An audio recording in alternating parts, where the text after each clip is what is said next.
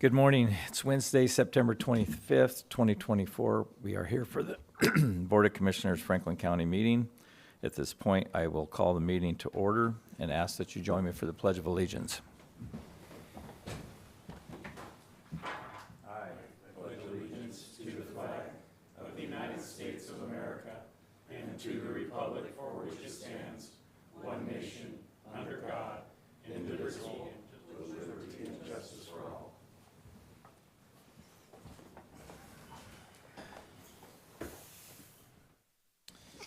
Adoption of current agenda. Is there any additions or corrections? Hearing none. I move to adopt the agenda as presented. Second. Motion and a second. All in favor say aye. Aye. Approval of minutes, September 11th, 2024. Any? All good with me. Good with me. I'd just like to ask, I see we got our Mr. Briggs in the room. We amended that agenda and we asked Mr. Sant to pursue reclaiming those funds that were unconstitutional pay. Has there been anything done on that? We're still waiting for the Attorney General opinion on that. So I think looking at looking at this issue, whether or not it's constitutional is one component of it. The other being what's your remedy under the law. So we're still waiting for the AG's opinion on that, whether or not it's constitutional, but it really raises that bigger issue of, okay, let's assume for the sake of argument it is. Now you have the question of, were the board members who passed that legislation, were they acting in good faith? Are they entitled to indemnification by the county? Is there a duty to place those commissioners in the status quo that they would have been had they opted to not take those benefits as additional compensation, or however you want to phrase that?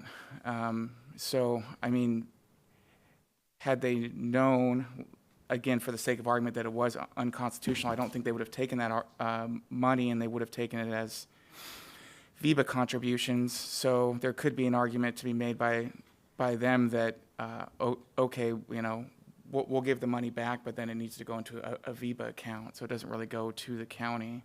So there's just a lot of issues that are raised by that. Well, I think we need to. I think it's rather disappointing that the AG has increased his staff by 100%, yet we can't get a ruling on this. I agree. No, it is frustrating. We're not sure what's causing the delay, but my understanding is that every time we've reached out to them, they've indicated they are working on it. They haven't declined. They accepted the request for an opinion, and I think it would benefit us to at least have a response from them prior to deciding what course of action to take. But again, I think it's honestly an easier question about whether or not the actual benefits constituted an unconstitutional wage increase. But that's only one component of the issue. Well, I appreciate that, Mr. Briggs, and I will be asking this question every meeting, so I'd like to see Sean, be present and maybe be inquiring with the AG persistently so we get an answer. Because these are our taxpayers' monies from Franklin County, and I believe it is unconstitutional pay that should be recovered. So thank you. You're welcome. Approval of warrant registers and payroll rosters. Yeah, Mr. Chairman, we have 4 this morning since we didn't have a meeting last week. And they do not have our administrator's signature, but they have 2 signatures of the auditor's office. The first being salary clearing payroll, emergency management payroll in the amount. I move to pass salary clearing payroll and emergency management payroll in the amount of $1,261,374.85, and it has been signed by 2 members of the auditor's office. Second. We have a motion and a second. All in favor signify by saying aye. Aye. Aye. Aye. Motion passes. Next, we have fund expenditures in the amount of, I move to pass fund expenditures in the amount of $324,391.28. And note that it has been signed by 2 members of the auditor's office. Second. A motion and a second. All in favor signify by saying aye.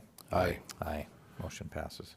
Next is fund expenditures. I move for fund expenditures for the HAPO Center in the amount of $1,014.76, and it has been signed by 2 members of the auditor's office. Second. Motion and a second. All in favor signify by saying aye. Aye. Aye. Motion passes. The final and last fund expenditure, I move for fund expenditures in the amount of $434,813.36, and again, it's been signed by 2 members of the auditor's office. Second. We have a motion and a second. All in favor signify by saying aye. Aye. Aye. The motion passes. Moving on to public comment. Is there anyone in the room for public comment? If so, please come forward, state your name, and you have 3 minutes.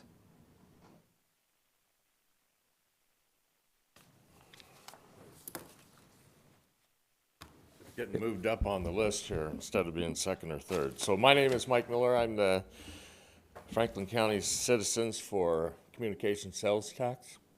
And glad to report that we have a announcement to make by the Pasco's Chamber of Commerce that they're in support of the sales tax. And again, I think there was confusion on my part that did we have it yet for the city of Pasco, and I talking with Leo Perales, councilman for city, that we do have that as well. There seems to be some confusion. Sometimes it's my math skills, so I needed to make sure that I went back and pencil it out, use the computer or calculator. And what we're talking about here is 0.02 cents of a percent. So 0.02 on $1,000 is, and I'm not even going to go all the way up to 500,000 just because that seems to be a number that some people are concerned about, and that would be $1,000. Okay, 0.002%. Sorry, 0.002 is the math formula for 0.02 tenths of a percent. Okay, so I'd like to make sure that gets heard strongly out there in terms of that. I do have a Tri-City Herald meeting tomorrow, interview, and make sure that we're getting the facts out there on the why and how much and so forth on that. So if anyone has any thoughts that want to share with me, great. Eric, I have a phone call in to you yesterday. We weren't able to connect. Busy, I understand.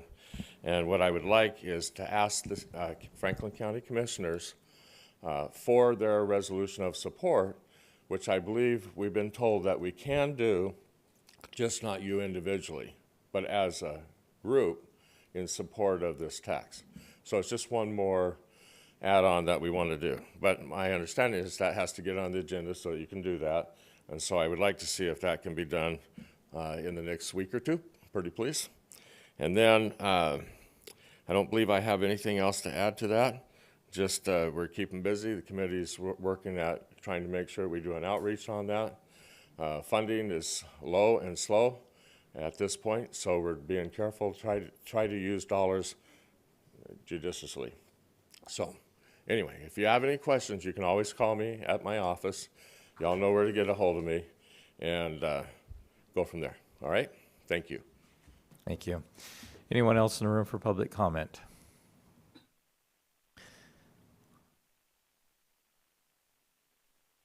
The phones are down because, yeah. Approval of consent agenda. Mr. Chairman, I move for approval of consent agenda items 1 through 10 as presented.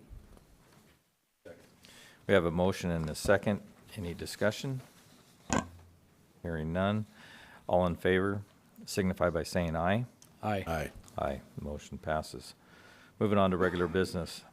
Certificate of Appreciation, IS Director Liz Couples. Do you have the certificate?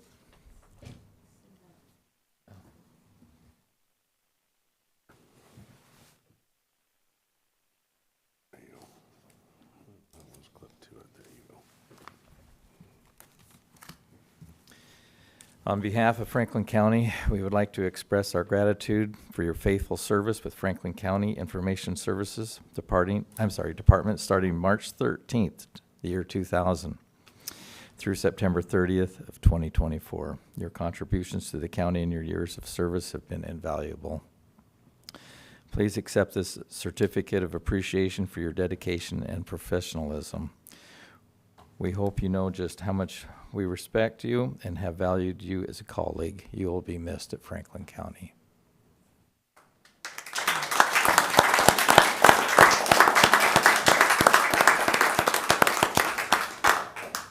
Thank you very much. Thank you. I wish we could convince you to stay. No, there's no convincing. I'm ready for another chapter in my life, but I appreciate the opportunity to work for Franklin County. It's been a great journey. I'm going to leave a lot of great people, but they're in good hands. So anyway, thank you very much. No, thank you. We appreciate everything that you have done for the county. Thank you very much. I'd like to present this to you for all your years of Thank you. thank you, and enjoy your retirement or your next chapter. I should probably sign that. I didn't. It's working its way down. My speech was very short. Well, I'm jealous. Just might. All right. Thank you.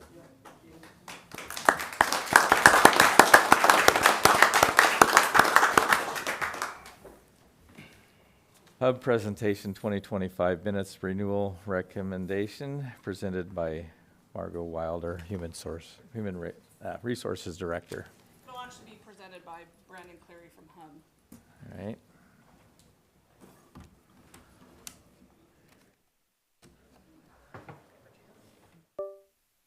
Oh, okay. Wherever you want to sit, do you want me to sit up here with you? Or you want to-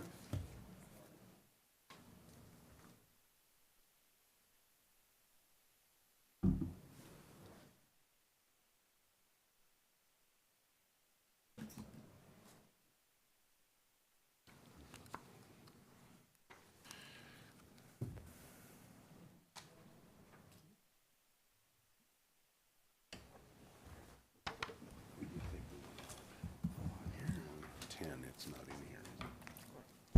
10 of them.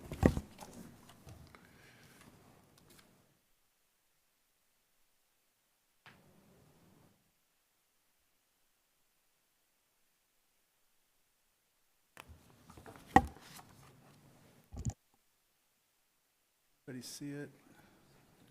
There's this button right there, I believe. Yeah.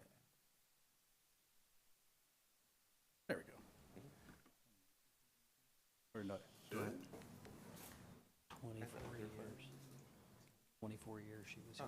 I'll just have to hit down on it. Like that. Okay, perfect. Oh, maybe it's just not. There we go. Can we hear me? Okay. There you go. That's working for you now. Morning. Good morning. And Good morning. Thank you for having me today and presenting today's renewal for Franklin County. It's been a pleasure. Again, Brandon Cleary from Hub International. I'm your benefits consultant for the county. If we're ready to go forward, I'm ready to present the renewal. Okay, today we're going to start with some of the discussions that we've had throughout the year, specifically looking at the medical performance of our plan. Obviously, this is a financial report that we'll review, including the dental plan itself, and then we'll go into the overall renewal and the status of the renewal and the negotiations that we've had leading up to this point. And then we'll talk about open enrollment, timeline, and where we're at today.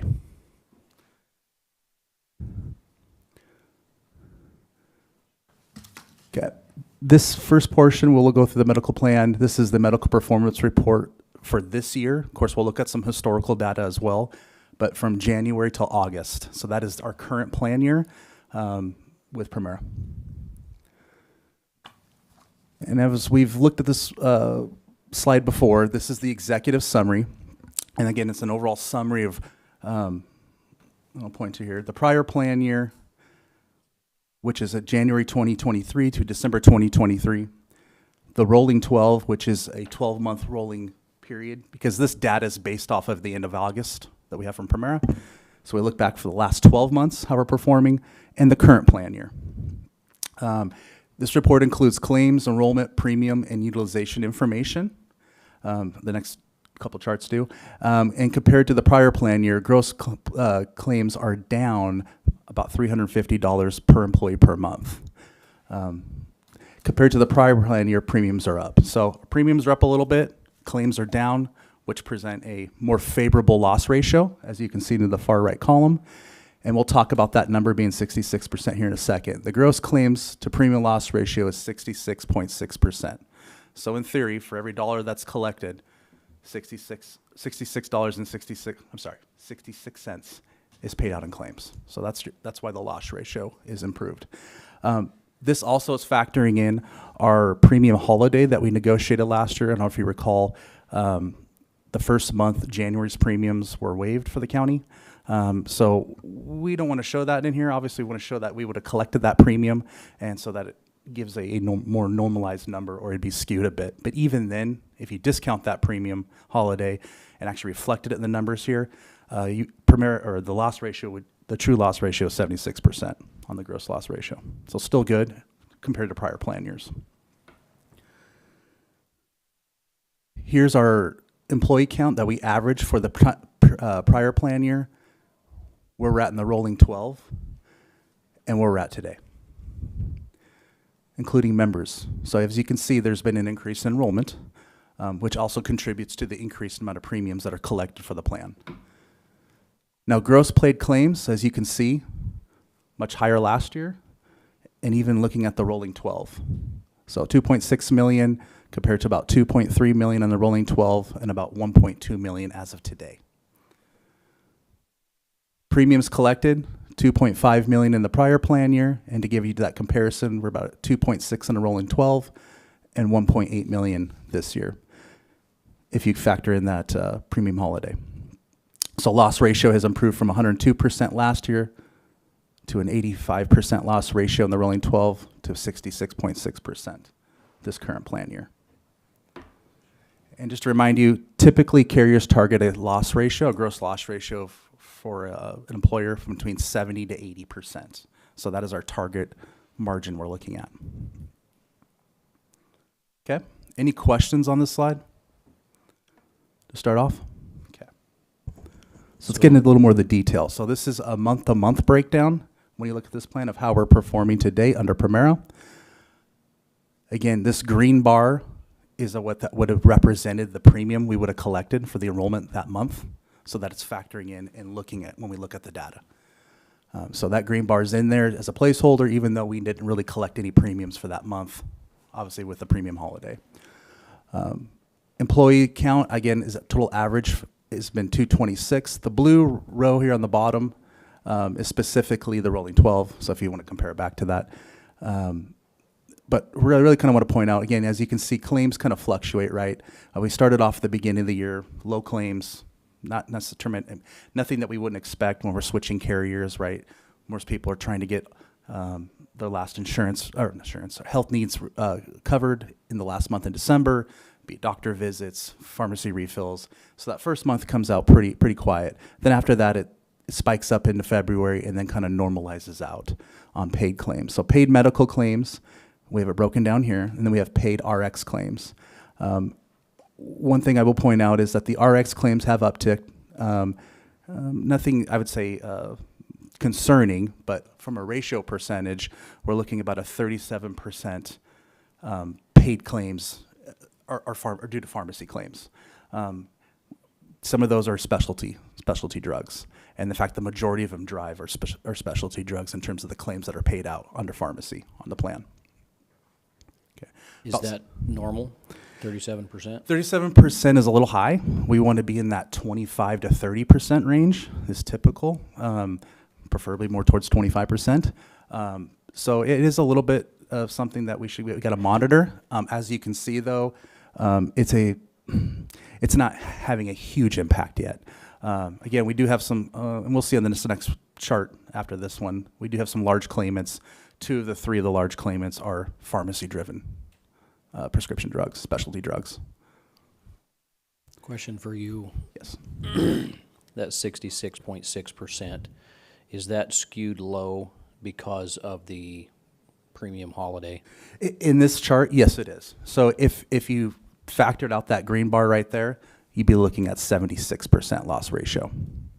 A gross. Right in the middle of the 70 to 80% of where that. Yes. So still good. Yeah. Okay. Overall. Thank you.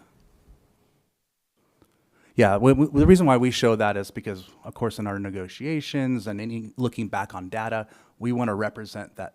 Well, we missed that month because it was an incentive to move to the carrier, essentially, and not have it factor in the overall numbers. Now, to the carrier, they don't care. They're like, well, so it's just kind of part of the art of representing the data.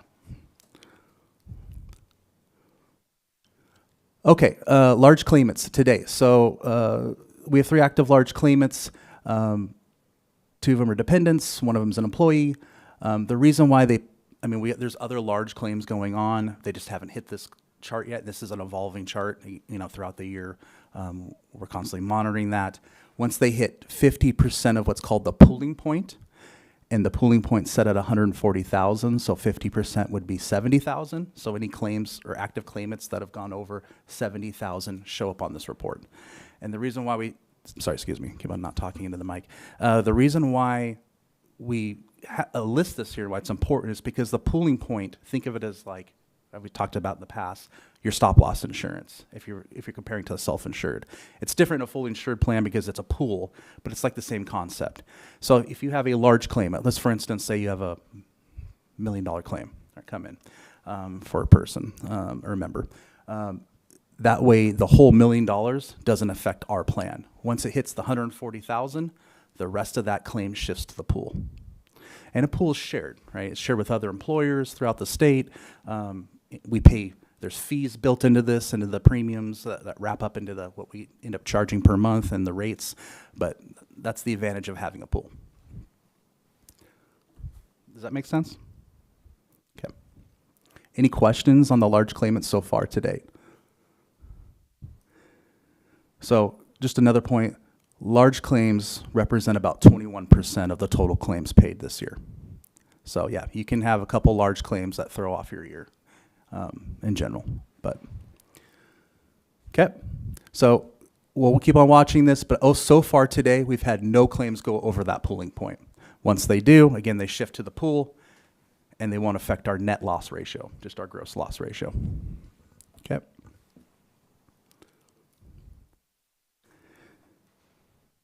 Here's a historical cost summary that we've looked at in the past, just to kind of have a little gauge of where you're at today compared to prior plan years.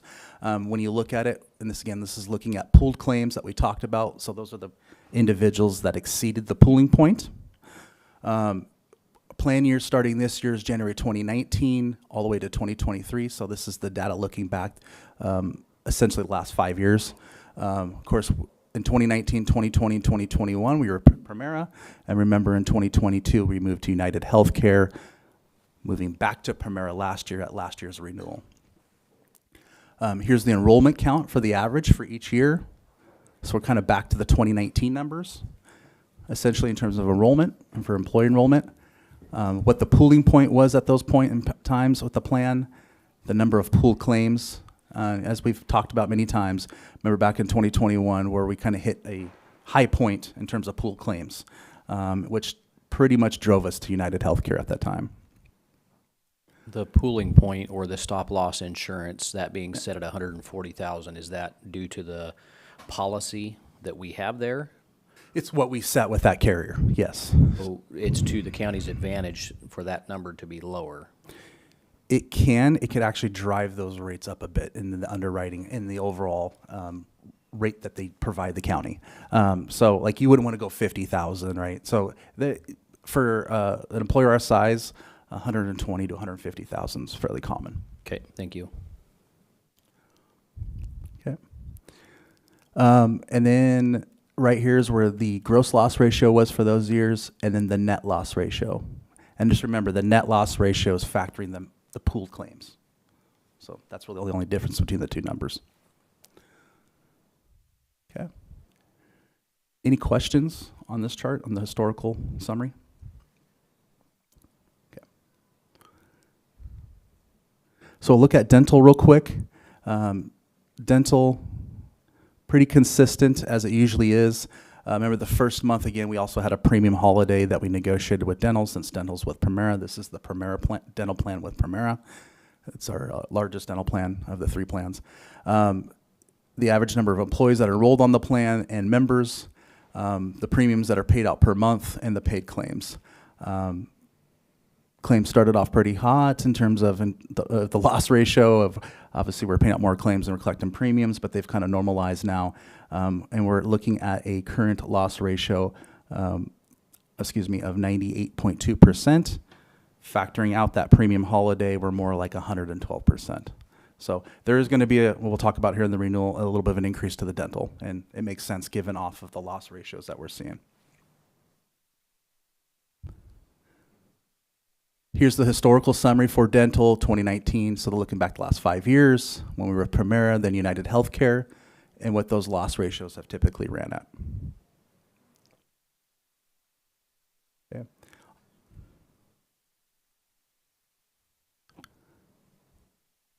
So I want to present now the renewal. We'll start off with our medical plan with Premera. And just remember, part of negotiations last year, we agreed with Premera to a 11% rate cap. I was anticipating that we would see an increase at that number or close to it, which we did. Of course, based off of our claims performance and data and discussions with them and looking over large claims, including having some of our hub financial team analyze the renewal as well. In negotiations with Premera, we were able to get them down to a 3.4% increase. So it started at 11, we were able to get to a 3.4% increase. And then additional kind of benefits we got for the county was a wellness credit of $15,000 for the for HR to use in terms of rolling out a wellness program this year, or including some different incentives to get healthy initiative ideas and to get people more engaged within their plan in terms of preventive care or other options that are available to them. So we're looking at that, and then a tech credit of $5,000. And if you recall, remember we have a very complicated Ben admin system that helps supports the county's benefit administration, enrollment, ongoing administration for the health plan and the group plan in general. So that $5,000 goes to help pay for those costs that go into modifying the system with the new renewal plans, rates, and such. Then we have dental. Dental with Premera started off with a 10% increase. Now, again, our loss ratios are much higher on dental, so I wasn't surprised with that. But we ended up getting down to an 8.25% increase. And then Willamette Dental, which is coming at a 5% increase. And there's no negotiating with Willamette. The rates are the rates. It's a completely different benefit in terms of it's a more managed care plan. Obviously, you're going to the facility there. Then Vision with VSP. So for Vision, life, group life, AD&D, voluntary life, AD&D with Lincoln Financial, voluntary short-term disability with Lincoln Financial, the base plan that the county pays for employees for Lincoln Financial for long-term disability, and then the buy-up option employees have. And then remember last year we brought on group critical illness and accident, which seemed to be fairly popular as well in terms of engagement. That's with Lincoln. So we have all those with Lincoln. And remember last year we negotiated a 2-year rate guarantee. So we extended on. We had very small increases to things. I think it was mainly just to life last year. And we were able to keep the rates the same. So no increase there in terms of rates. And that's guaranteed till the end of next year. So we'll anticipate probably going out to market on ancillary coverages next year. All said, once we've reviewed, we've had several meetings with the benefits committee, specifically on the renewal itself. And the recommendation from the committee is to renew with Premera Blue Cross Lincoln Financial, Willamette, Vision, and VSP. Any questions on the renewal or the recommendation from the committee? Okay. Here's some more details. Again, essentially, just to extend on the renewal overview. Again, talking about the wellness credits. Additionally, we've worked with Hub. We've brought in just for a consultation call on their Choose Well platform, which is a wellness platform that's free to the county and other clients of Hub, but essentially doing some consulting on that end on kind of what we can do. And now that we've got some funds available to us for this coming year, possibly working within Primera's products as well. So yeah, so I'm excited on that front. I think it's something that's well needed for the county. And then open enrollment. Still working through that. It's always a work in progress, trying to figure out specifically what we're doing. But we're looking probably more of a in-person, virtual meeting. It's going to be a passive enrollment this year. So essentially, right, nothing's changed since I've known.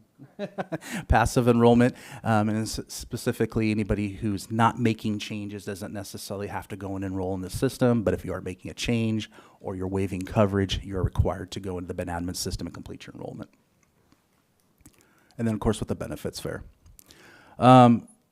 Technology, we talked about Boone Chapman, Cobra, so Verity Services, who manages the Cobra aspects of the health plan, and specifically for the retiree Cobra option as well. There's no increase to their rates either. So here are the employer contributions broken out for medical and by bargaining unit and non-bargaining unit. Dental, vision, life, and LTD as of today. What our eligibility is, so anybody who's in new hire is available to enroll in the plans the first of the month following the date of hire. And of course, hours dependent on each bargaining unit. Okay. Any questions on that in the slide at all? Okay. So, sorry, this one's a little hard to see. It's a little detailed, obviously, too. But just so everybody has a good feel specifically, I know we've looked at plans a lot, but what our three main PPO plans are specifically for the county. Again, this is looking from left to right. You have your kind of your base plan, what we call it, essentially, your core choice 3,500. Each one's separated by deductible. So we have a $1,000 deductible, $3,000 for family, $2,000 deductible, or $6,000 for family, or $3,500 deductible, $7,000 for family coverage. With the coinsurance, which is exactly the same across all three plans, try to keep things as uniform as possible. I mean, there's got to be some differences in terms of deductibles and copays, but most of the coverages are uniform. The out-of-pocket maximum, which, if you recall, that's the most amount of financial responsibility that member has to their insurance plan within the calendar year. What separates them? $5,000 for the $1,000, $6,000 for the $2,000 deductible plan, and $7,000 for the $3,500 deductible plan. The difference in copays between the three plans, which is a $35 copay on the $1,000, $40 for the $2,000, and a $45 copay for the $3,500 deductible plan. And that includes for specialists, primary or specialty, keeping the copays the same. All three of these plans, including the high deductible home plan, of course, everybody has access to the Kinwell Clinic, which was a newer addition that we brought on last year with Primera, and that is a clinic that I have here in Pasco specifically, which allows members to have access to a primary care doctor, almost same day access, honestly. And it actually helps the county because the more people are incentivized to go there, Primera does include that in incentive to reduce the rates at renewal, which contributed to about a 0.5% reduction. Okay, telehealth's done at a $10 copay. Virtual care is a $10 copay when you use their mobile apps, and then of course imaging, diagnostic testing. Those are subject to deductible. I'm sorry, the deductible is waived. That was a feature we added this last year. In healthcare, it was subject to deductible, so they waived that deductible and allow members to get right into coinsurance, which is a plus. And then prescription drug coverage, just to summarize down here, is the exact same as it was last year. So No changes there. So no changes to the plans overall. Just want to show you guys the structure of the plans. And again, that all boils down to what's the rate, what's the increase. Current rates are right here in this left column. Renewal rates will be right here for each plan, and what the increase is 3.4%. And the other way you read it is how many people are enrolled in each tier: employee only, employee spouse, employee children, employee family, into each plan. Okay? Two largest plans, obviously, for enrollment are your choice 3,500 and the 1,000. Okay? And again, the committee's recommendation was to renew these medical plans, these designs, with Premier Blue Cross. Any questions? Would you go back a slide? Yeah. Oh, sorry. Couple of slides, I guess. This one? No, go back, go forward. One more. Just reading the employer contributions portion there. Okay, I'm good, thank you. Yep. Okay. On its own slide is the high deductible health plan, which is functionally a lot different for those who are familiar with the high deductible health plan, which allows an employee to have an HSA on their own if they want to, health savings account. Completely different than the VEBA and all that. High deductible health plan works functionally much different. Most costs are subject to the deductible, besides your preventive care schedule and stuff that you can in terms of your annual checkups.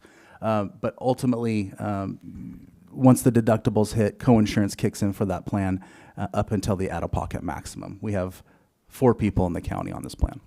Again, but it's also subject to the 3.4% increase. Okay. Here's a summary on the dental plans and the changes, specifically the current and the renewal. Again, this reflects the 8.2.5% increase. As you can see, on the very top here is our, call it the buy-up plan. It's the richer of the 2 plans. And then we have our base plan down here below. Big difference between the 2 is the annual maximum, which the annual maximum is the most that your dental insurance pays for that dental care for that individual within that calendar year. $2,000 on the richest plan, $1,000 for the lower plan. Deductibles are the same between the 2 plans at $50 or $150 for family. Coinsurance is a little bit different, obviously, depending on what you're needing, basic, major, and there is ortho coverage on both plans for a lifetime limit.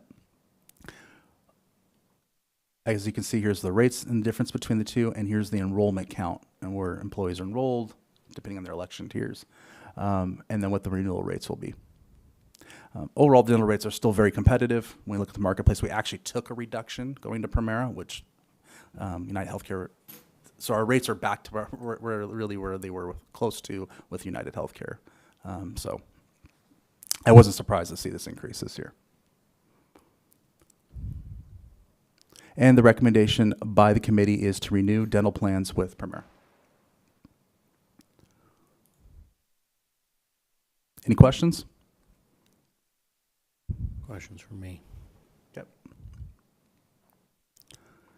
Kind of timeline where we're sitting today. Obviously, looking at it, we've had several meetings initially on the renewal. Last one being where we took the recommendations from the committee and are now presenting those today. Ideally, we would love to have renewal decisions as soon as possible, specifically on the carriers. The plan selection, going with the approval to go forward with those, and then of course employee contributions being the big one. We cannot start building out the Ben admin system. I'm sorry, we don't do it. A company does, their vendor GIS. They can't start work until we have the complete decisions from the county in place, which is nothing different than what we've faced every time we come to this year. It is complicated. There's a lot of back work that's done. In terms of the programming, upgrading, all those type of things, benefits communication, making sure all the compliance notices are in place, which we've worked on a lot of the stuff already in the background, but we want to hit that go button once we get those decisions made, and so that we can try to make the open enrollment date of 11/1 is the goal this year. So open enrollment would be 11/1 to 11/11. Being passive, we might have to adjust those dates as needed here, depending. And then with the idea is that all that will be collected, submitted to the new carrier, and we'll have payroll reports in work for processing by the 15th of November. Okay. Any questions on the timeline?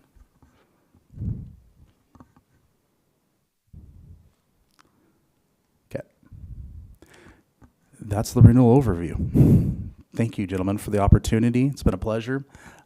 Any questions? Anything you want to dive into this before we go into Margot's section?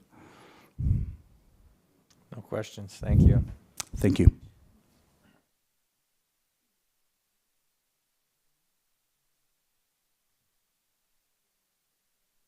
Oh, excuse me. Is it in the resolution? You want me to? I guess, sorry, I may have jumped ship a little too early here, but I am looking to see if we can move forward with the committee's recommendations for Franklin County in this renewal January 1st, 2025.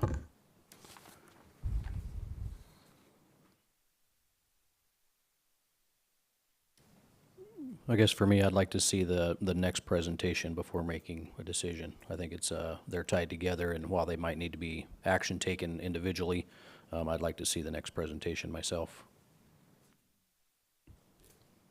Okay. I think that's consensus, so thank you. Thank you.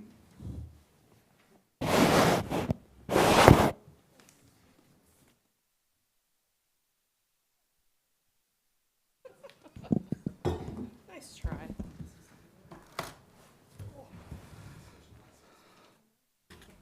We don't need that anymore. Please and thank you. Good morning. Good morning. Sorry, I didn't know if you were going to call the next one or if you wanted us to just dive into it. Resolution 2024-0215, non-bargaining medical contribution changes for 2025, presented by Margot Wilder, Human Resources Director, and Tim Anderson, Director of Finance. Good morning. Good morning. So, Commissioners, before you is the resolution that you would request us bring to you after our presentation last month. I don't remember the date. I apologize. So where this resolution covers, if you remember, I do have the Excel sheet if you guys want to see it again. Would you like that? Okay, so Teresa, I apologize. We will need that back.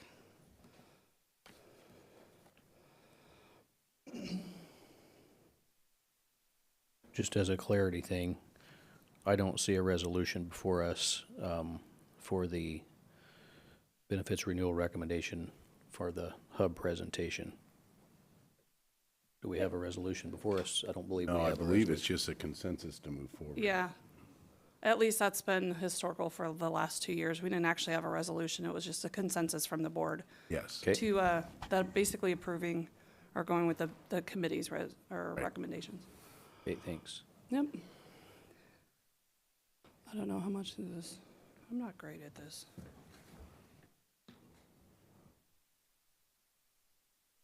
Sorry, laptops are not my forte. I don't want to get this. Whoa. Too small. That is definitely too small. No, can't see that? No. Not even with readers? I don't know. Tim, I'm going to give this to you.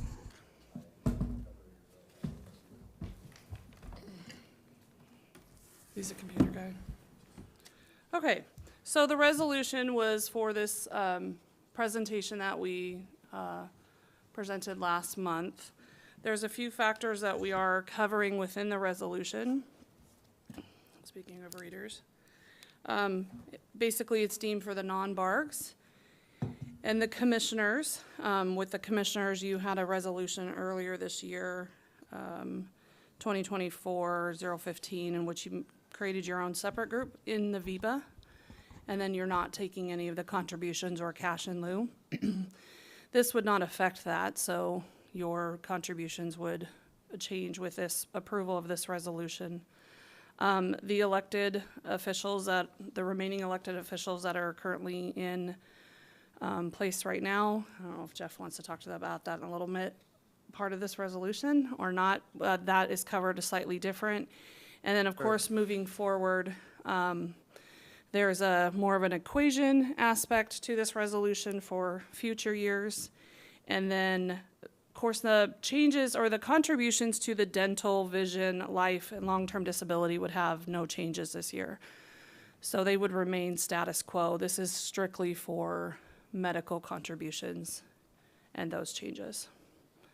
And then Tim, I don't know if So you want we, to dive into so we'd carved out the elected officials from this particular resolution because my understanding is all of them receive cash payments in lieu of VIBA benefits, and so that raises the issue of reducing an elected official's salary during their term, and so it's staggered in a way that this would not take effect with any elected official until the beginning of that term.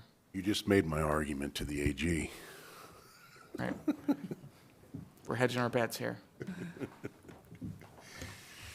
erring on any side of caution. So yes, it would, for its their beginning of their next term, or if they were to vacate the position, anybody that takes over. And then Tim, if you want to speak to the occasion, yeah. I think we've all seen this probably at least a couple times now. I think really the biggest adjustment to it from maybe the last time that we saw it was that we did put in a so 90% of the premiums are paid, but there's also a cap of a maximum contribution is also established at 80% of the county's most expensive plan. So that for this year, that winds up being $2,000. So the most you'd pay for any plan is $2,000, which I think that affects. I think in this case it affects one plan, but ultimately that's the most that would be paid for any plan is that $2,000. But otherwise, you would pay 90% of any plan, and I think that was the main adjustment that's been made to this, just to kind of cap the overall cost to the county. And we can discuss any, if there's anything that you want refreshers on, we can refresh on it, or I don't know if everybody's pretty comfortable with what they've seen before. Could you talk more about, I mean, the heart of the issue that the board wants to talk about is VIBA. So perhaps we can talk directly at that issue from what each plan provides for in VIBA and then the waiver. Okay, so there's a VIBA contribution given based on every plan level. So there's the $1,000 plan, there's a $2,000 plan, $3,500 HSA, $3,500, and so there's VIBA amounts given for each of those various plans. So not only would the county be paying 90% of the medical coverage, then in addition to that, every single employee would be getting a some amount of VIBA, which historically that hasn't been the case. In the past, there's been quite a few people that didn't get it. They paid all of their medical costs were they'd get $1,600 of medical or whatever, and then they'd get no VIBA. Well, in this case, depending on the plan level you choose, you'd get, so for the $1,000 deductible, you'd get $100 a month. For the $2,000, you'd get $150 on down to, you can see the various amounts, and then on down to the waivers is set at, you'd get $300 if you waived. And you can see the various, the red indicates savings on here compared to what we're currently doing versus if we switch to that, you see the various savings levels for each group. And now this is county-wide. This is not just set for, this spreadsheet is not just non-BARGs or elected officials or anything that's being discussed today. This is county-wide savings. And it's also where they are on current plans right now, which certainly people can decide to change. Someone that is a waiver could decide to not be a waiver next year, or you might see people change change plans, go, from $1,000 to $3,500 to get more VIBA in their account instead of if they don't think that they're going to use a lot. So there could be a lot of movement, and so, the amounts saved or extra spent, I just give some caution that that's based on current or as of 1/1 of this year numbers. The other thing that I would touch base on is because the county would be paying 90% or up to that 2,000. All of those, so currently employee onlys get theirs paid 100%, and then they would have had that large VIBA contribution. Now the VIBA contribution would be reduced, and then they would be paying a portion of their premiums. Again, also with, depending on what the current plan would be, that could also affect employee child or employee spouse. It just all depends. But employee only specifically were covered, all their premiums by the county as of right now. So this would change that as well. So And these are, oh, I'm sorry, I don't mean to cut you off. These are monthly numbers, so you know that too. So in this case, So what is the thought process on the VIBA contribution getting larger as your deductible goes up? Why wouldn't it all be the same? Because the employer is the one that's paying the extra for the $1,000 deductible. So the base plan is a $3,500 deductible plan. It's actually the cheapest plan for the county. So and we also did add in the 3.4% increase.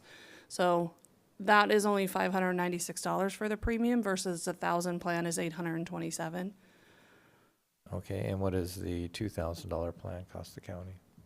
Well, for employee only, and those are the numbers I was looking at, is $698. So as you buy up for a lower deductible, your premiums increase. So as the county would actually be paying more money, the VIBA was reduced. Reduced, okay, Yeah. thank you. And then the $3,500, the way it looks a little weird because it's $125 for VIBA, the HSA one at the bottom, it's kind of hidden. It's because the cost of the premiums fall between the 2,000 and the 1,000. So if like an employee only on the HSA is $744, the 2,000 is $698, and I believe the 1,000 was $827. So because it falls in between there, it kind of split that difference. All right. just as a refresher, for those that don't see this every day, EE is EE employee only, ES employee spouse, EC employee children, and then family.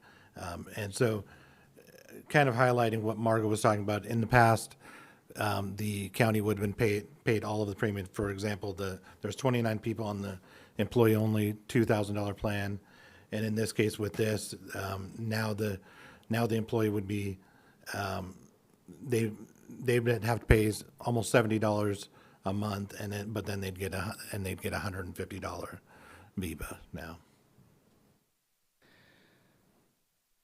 Whereas before they would have had the entire premium paid and then receive some VIBA as well. On the opposite side of that, for $1,000, well, actually any of the family plans, you would not have received any VIBA at all.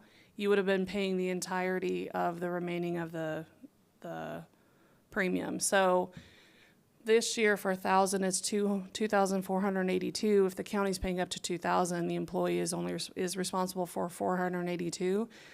If that stayed at the $1,568, that would actually be almost $900 that the employee would be paying out of pocket. So for some of these plans, it actually, to some degree, puts money back on the employee's paycheck because they're not paying out as much for those premiums for their portion of it.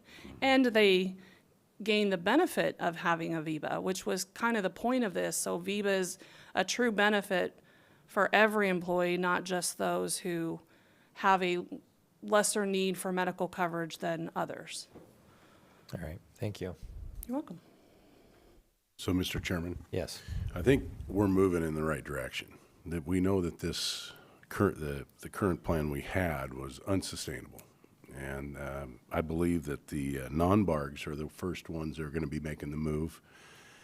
But I think with the plans and the VIBA contributions that are available, we would be doing the county a disservice because they'd probably be jumping on as a secondary plan with our plans. We need to actually make this VIBA contribution a little higher so that we get things moving in the right direction. Okay. And I would, You're speaking about the waiver. the waiver, Yeah. yeah. And I would think that we should probably, instead of 300, make that 600 for the non-barks as a first step. But as we keep moving in this right direction, then we can possibly increase their pay where they'll get that as monies they can use on anything instead of VIBA where they have to use it on medical procedures, devices, whatever. And I think that that would be fair to the non-barks is to increase that to 600 instead of 300 at the time being. Okay. And I would- what do you, go ahead. I was going to say, Tim and I have talked, and we are actually anticipating if you were to approve this, that there would be tweaks to it in the next few years. I mean, we don't have the perfect mix, of course. We have Right. to start somewhere if we're going to make a change.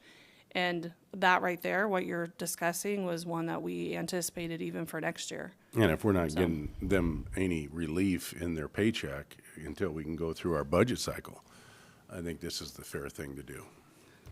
So Tim just plugged in the 600, and then you can kind of see what that would be. Can you Again, these enlarge- are full county. Can you enlarge that, Tim, any at all, or is that as big as print as you, oh, there you go, that's better. So what is the savings if we go to 600?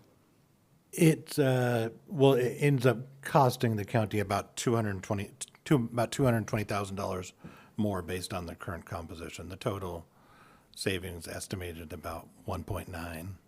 Okay. So it still would save us 1.9? Based on current composition of things. Yeah, and- that's just a and really all groups. big caution is Yeah, that. yeah, you- very, yeah, very big caution. Very big caution, that's based on the entire workforce, not just we're talking right now about what potential savings from non-bargaining. We can then talk about bargaining as well. And every single person staying in the same plan or waiving that they are. And we're expecting movements just naturally. I mean, even in status quo, we get movements across the plans every year, so. It kind of seems like you might see some movement from the PPO 1,000 down to the 2,000 in the family plan because of that high employee responsibility. You'd make up the deductible if you move down to the 2,000 Well, and then if you're and you get more Viva. if you're moving to that, you get more Viva too. And if you think you're not going to use it a ton, you might be more incentivized to move to Right. that.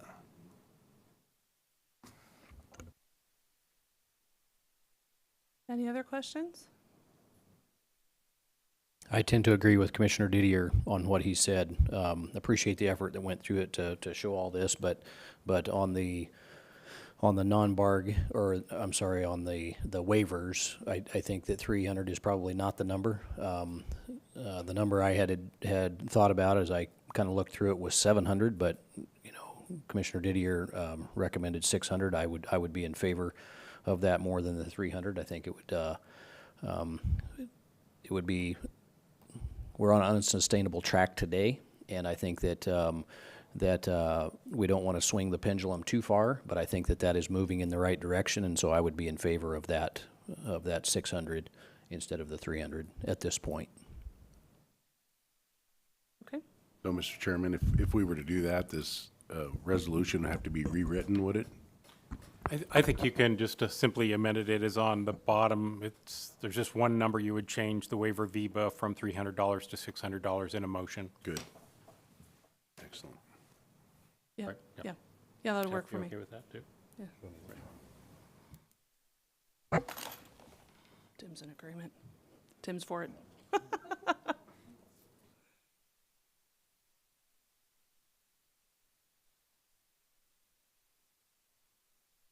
So I'd have to entertain a motion at this point. I think Commissioner Brown's, you're formulating that right now. Yeah, I can do it. Just give me a moment here.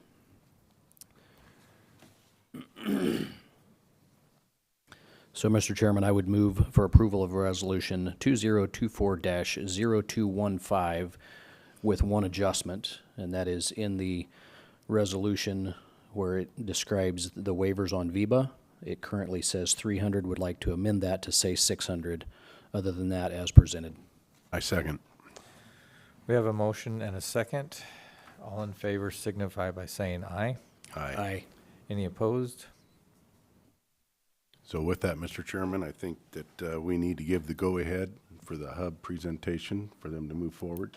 And Mike and I'm with them on the consensus on that. Yeah, my consensus as well is to move on. Consensus. Appreciate the hard work on that. Thank you. I don't know if you're sticking around, but I'll get you those numbers. All righty. We're next, so we'll just All stay right. here. Okay. Yep.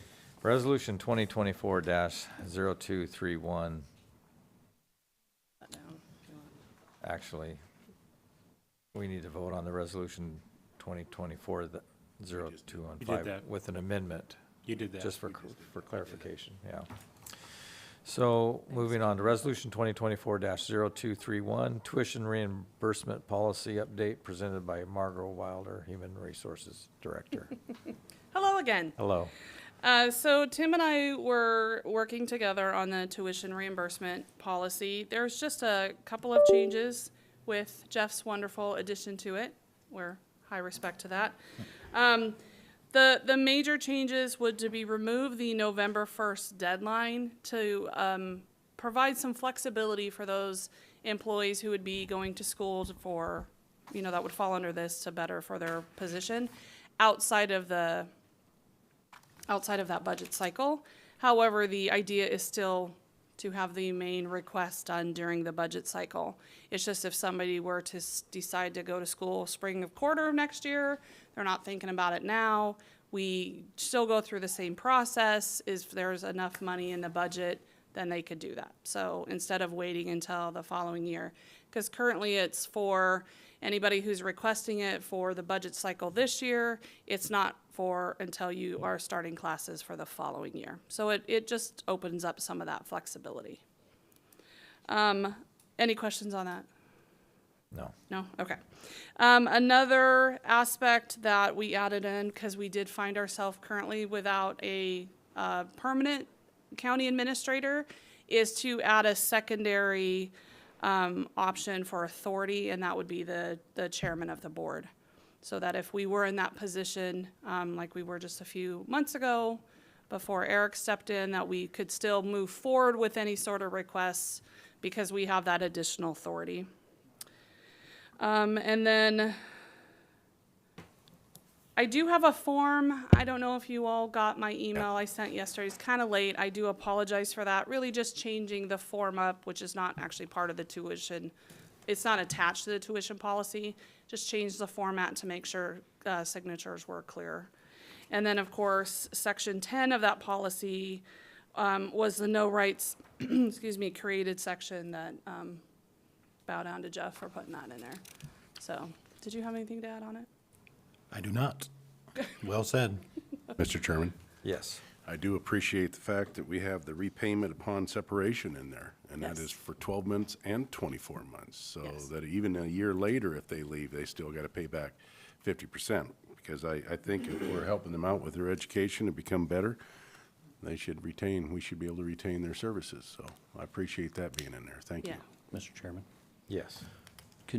I appreciate that repayment clause being in there. Can you kind of speak to how much has this tuition reimbursement been used? Is it something that people are taking advantage of, or? So for 2024, I think there's 4. Is my 3 minutes up? You're done, shut it down. I can Dodge go. the bullet. I can go.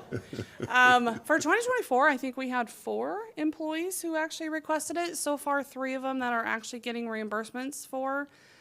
Before that, I think it's been a few years, but Tim might be able to speak to that. I think historically, it's been 1 or 2 a year. It hasn't been used a ton. Yeah. So it's not a lot of money going towards it, but this year there was a nice use of it. And have we ever asked for the when somebody left to be reimbursed? Was that in the previous policy? Yes, that didn't change. That's in the policy as it stands right now. And So have we ever asked somebody to reimburse Yes, we have. successfully and Yes. processes worked appropriately? Yes. I am hugely in favor of this type of thing. I think it's important to pour resources and effort into the people that make you the most successful, and so I'm definitely in favor of this. thank you.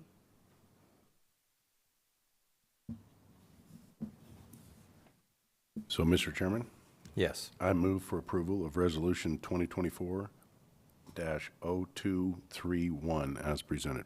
Second. We have a motion and a second. All in favor signify by saying aye. Aye. Aye. Motion passes. Now we'll get out of your hair. Thank you, Well, gentlemen. have a good day. Appreciate it. Thank you. Ordinance 05-2024, amending Franklin County's building code, presented by Derek Bratton, Planning Director. Thank you, Chair.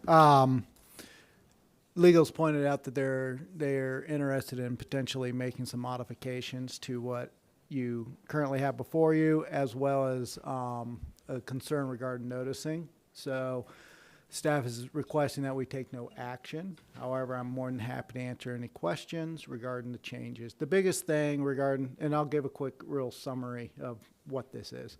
So every roughly 3 years, Washington State reviews and updates their building code. That is done basically following a process done by the Washington State Code Council that will, they sit there and they play for those 3 years. They sit there and look at stuff, listen to complaints, whatever, and they formulate and modify the International Building Code that also is released about on a 3-year cycle. The state adopts that. Then the Washington State Code Council goes through it and decides what amendments and changes Washington State is going to. So basically, Washington State's building code is different than the IBC. For example, Idaho, from what I understand, recently, 5-10 years ago, something like that, adopted the IBC, but it's straight. They don't really amend it much. It's just, that's the IBC. Washington State amends it significantly to the point where either in 18 or 21, they actually produce their own book of modifications. So now building staff or people that utilize this have the Washington State amendments in a separate book. Then they have their IBC books, and the art of building inspector is knowing where to look and find all this stuff and all these massive regulations and how it all works together. So in March 14, I want to say, might have been March 15th. Yeah, March 15th, the 2021 IBC became effective in Washington State, and from that date on, staff has been applying those regulations. Each jurisdiction is asked to adopt, or not asked, they're mandated to adopt a local ordinance articulating the adoption of the code. In that, we might make modifications or little tweaks to what's going on or have local amendments. Case in point, swimming pools. Under the IBC, an automatic pool cover under most circumstances can be considered adequate protection. Franklin County desires a little bit extra protection, so we also require the 4-foot fence. It's those types of things that we do locally. Also, it articulates what goes on with regard to our permit process timelines, how long they're good for, expiration. So the IBC sets a recommendation, and there's even minimums, but we can kind of flex those a little bit. Normally, we haven't. Pretty much, well, not normally, previously. All permits issued in Franklin County were good for 2 years with extensions and various other things, providing the people were working and getting inspections. So if you pull a permit and you don't do nothing for 6 months, no inspections, nothing like that, after 6 months, your permit is generally expires. However, you contact us, we'll work with you. If you do that inspection within 1 year, or I mean, in that 6 months, that triggers the next 6-month clock. And it keeps going like that up to 2 years. Staff also, or the director of the department, has the ability to review a request for an extension, which we do. Generally, in fact, this year was the first time I had to deny extensions because they didn't meet the minimum qualifications. They requested it after their permit had expired and they didn't have the 6 month. They had had no inspections in months, one of them over a year. So we do that, and so I bring all that up because this year we are recommending changes to some of our permits. Those are namely what we call the over-the-counter permits. Those are things like water heater replacements, HVAC repair, not a full new install. That's a much more significant project. The water heaters, roofing, these things that take really, they're over the counter. Half the time the permits are pulled, and frankly, the stuff's already been installed. It's that fast. These are emergency repairs, things like that. We're recommending 90 days on those instead of 2 years, because what happens is they get them installed, but they never close them out. Never's too strong a word. Often so you'll do the final inspection, you do the install. A lot of times, folks, the contractors say, okay, now take this down to the county and get that finalized, and the owner doesn't do it. But the reason, and then what happens when you're coming up on that time, we contact and go, hey, your permit's about to expire. This just expedites that process. Swimming pools, from 2 years to 1 year, because we also have a problem with finals on those. Because you can't do a final until everything's been installed. And at that point, often there's holdups or things like that. So it's where everything's ready, but they're missing the fence, right? So they fail that inspection, then they never call for a final because they've got their pool. They don't care about the fence until an issue happens. But anywho, so those are the big changes. The other change that occurred, and this is actually through the IBC, there are changes in the permit fees. Nominal for the most part. Fees that are $1,500 or less, or valuations that are $1,500 or less, those are actually going up about somewhere, it's progressive, 15 to 15.5 is one rate, 15.501, those types of things. Those go up about 25 to 50 cents. However, once you get past that, the permit prices actually come down a little bit until you get into really big projects. Then they are going up a little bit. So that's all in your data or in your packets that you'll have. I've got in your packets a clean version and one that shows all the edits and changes. So you'll be able to see kind of how it's a long list, and it would take me a long time to go through every single one to explain it. But those are really the only places where we're seeking deviation from what's prescriptive. Mr. Chairman? Yes. So Derek, one area I'd like to see us seek change is for these buried tanks for fire. Okay, that would be the fire code, which, yeah, that's part of this too. I've been saying the IBC, we're also updating 804. I've talked to a lot of the fire marshals, and they won't hook up to them. You're talking about the 20,000 water storage containers? They won't hook up to them because it plugs up their pumps, and then they're down. They can't even fight the fire. This is ridiculous. We're making these people put these in and fill them with water, and if you don't refresh that with water maintain them. You have to maintain them.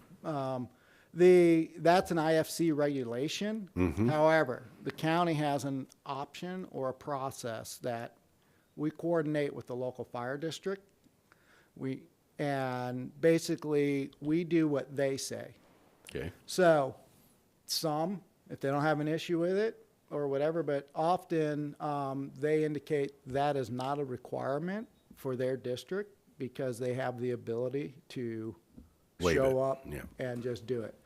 When we have and all that requires is basically the chief of that district or whoever's in charge submits a letter to us stating that we're fine. They don't need the 20,000.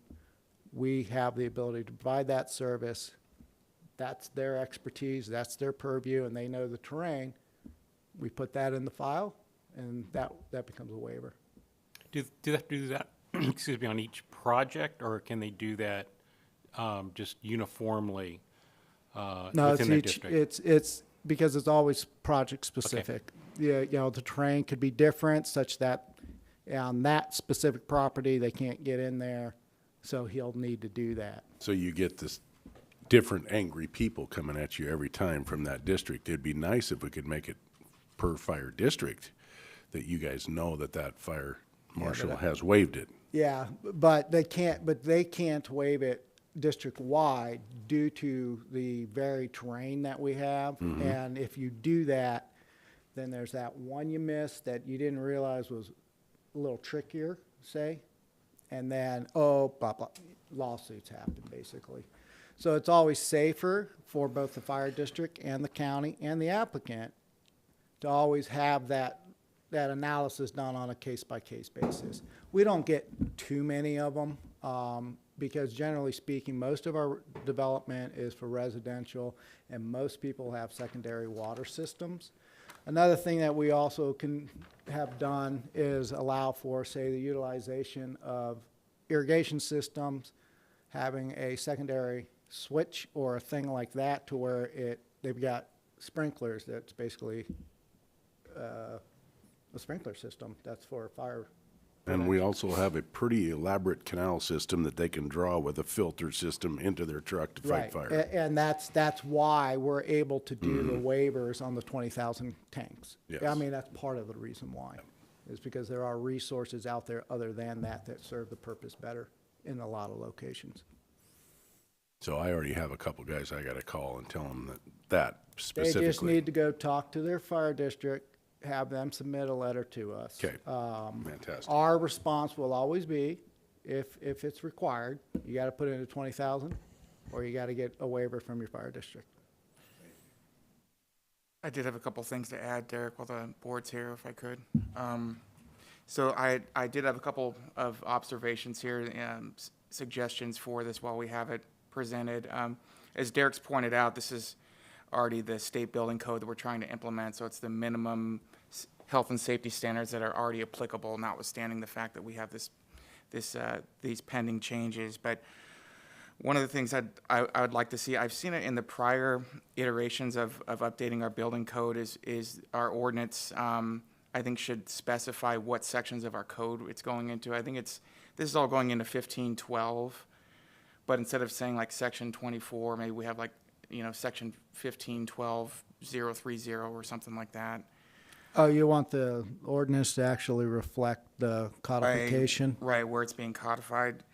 Yeah, I'm not sure why often, anyways. Yeah. We can get that taken care of The other- probably. and I actually, I don't know that I brought this up with Derek, but the Board of Appeals, does that Board of Appeals exist right now, and how does that process work? I honestly don't know too much, except for the body does exist. Okay. In fact, our building official was the chair last year or so. That said, very rarely used. I'm only aware of 2 times, not even for us, just that it's been used 2 times since I've been here.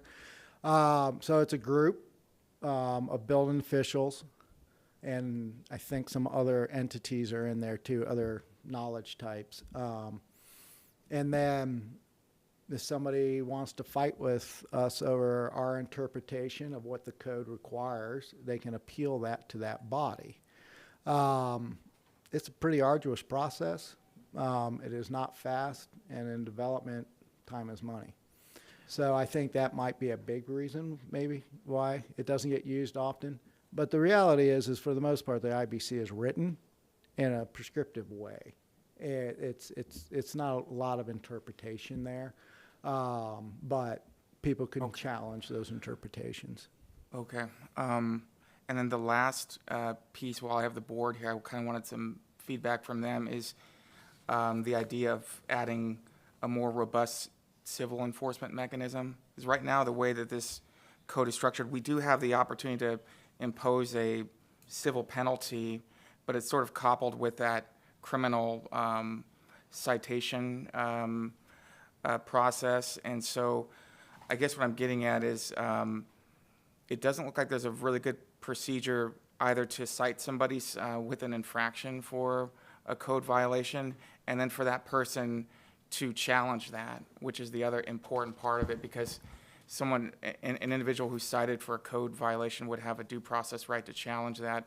Right now, our only real mechanism for enforcing this is through the criminal process, which is very inefficient for the county, because not only do we have someone who's not complying with the code, but then we cite them criminally. They may be entitled to a court-appointed attorney if they qualify for that, and so it's really kind of a net loss, even if we do ultimately get compliance with the code. So something that allows us to cite somebody civilly, and maybe the penalty, I've seen in other jurisdictions, I've been kind of playing around with this, the penalty is the cost of actually obtaining the permit, had you done it the right way, plus a premium on that. And then they can go challenge that in district court, and have their, if they don't agree with that interpretation. And it could also potentially give us the ability to pursue abatement, to remove it in the event that the property owner doesn't want to remedy a code violation that's some sort of public health and safety risk.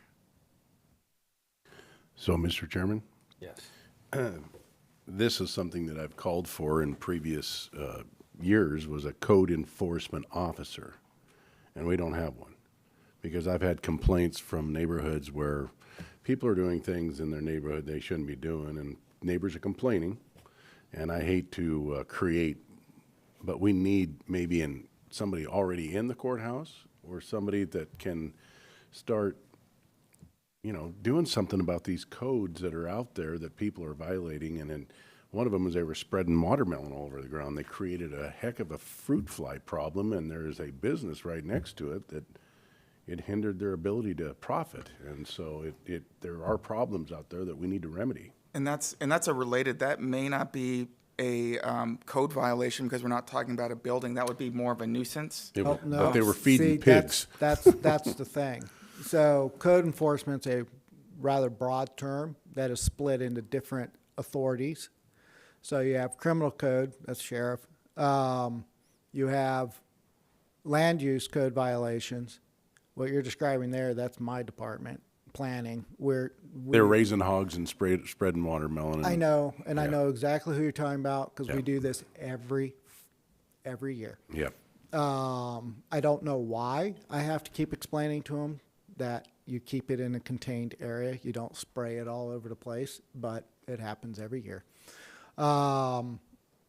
Then you've got building code enforcement.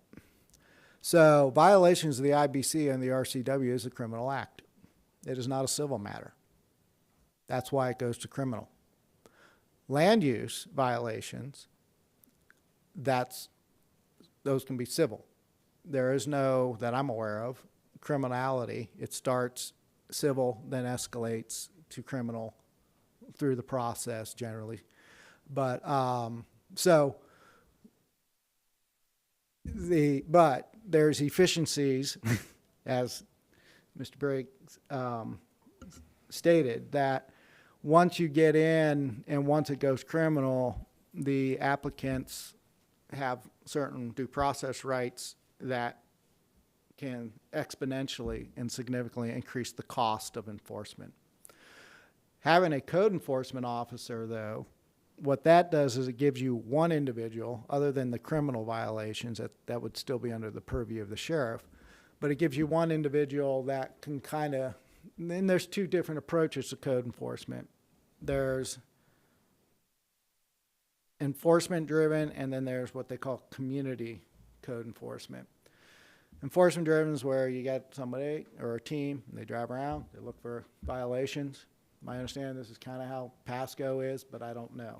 We are report driven. If your neighbors aren't being disturbed, and that's mainly because we don't have the resources, but if your neighbors don't care, why would we care? However, if your neighbors complain, we got a problem.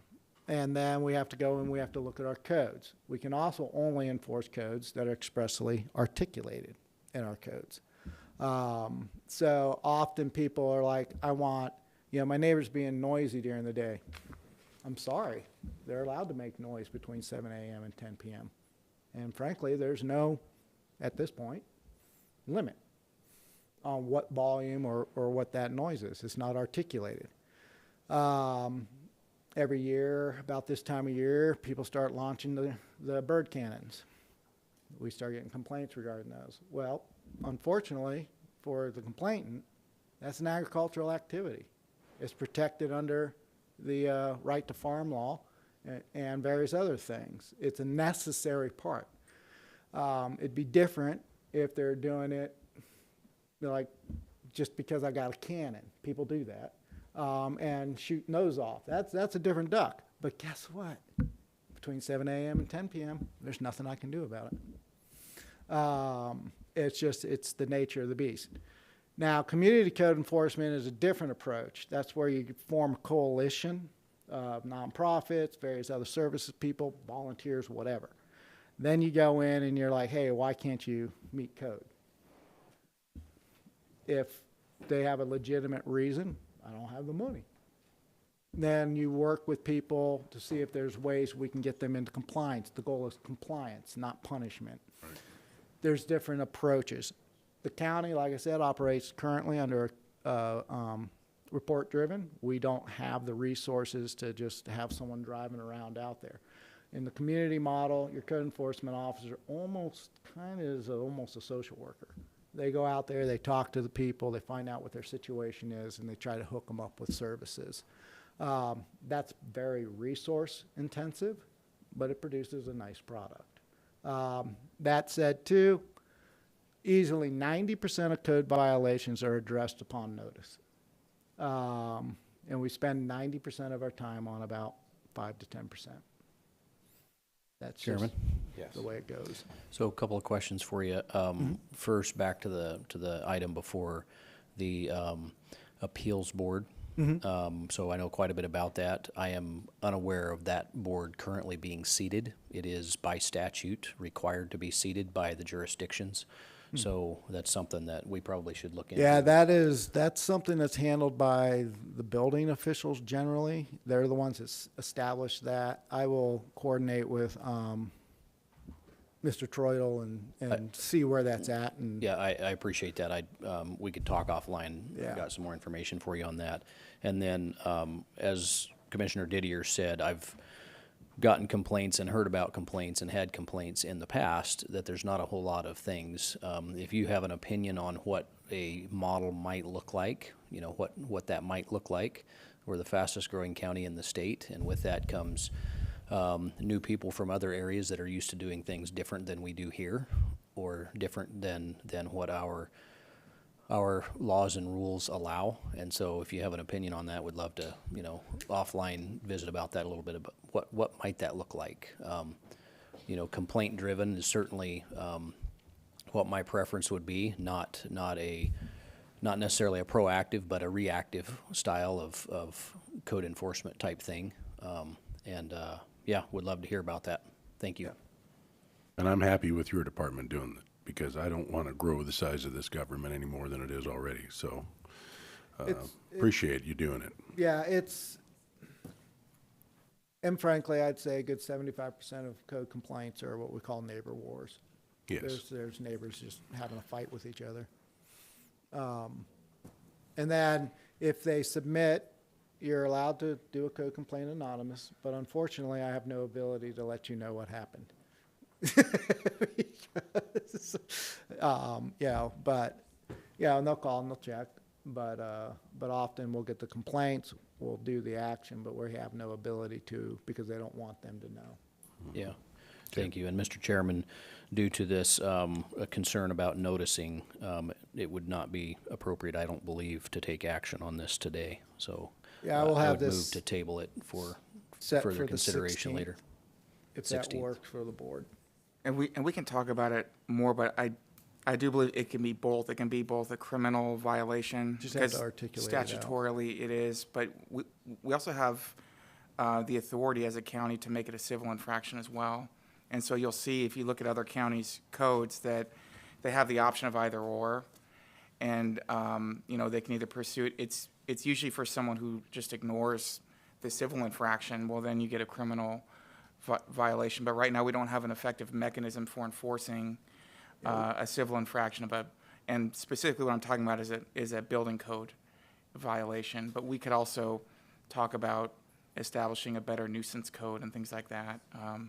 That is one thing, yeah, the nuisance code would need to be fleshed out because it's pretty light. Yeah, I think the group, we probably need to get a group together that can really look at a comprehensive strategy, because it doesn't make sense necessarily to go down a code enforcement staff intensive area if we don't have the right ordinance in the progressive nature of what the board intends to ultimately even get to abatement process, and the partnership with the sheriff's office in relationship to that. I mean, there's a lot of players. The commitment of the prosecutor to, there's all sorts of things that go into a comprehensive strategy.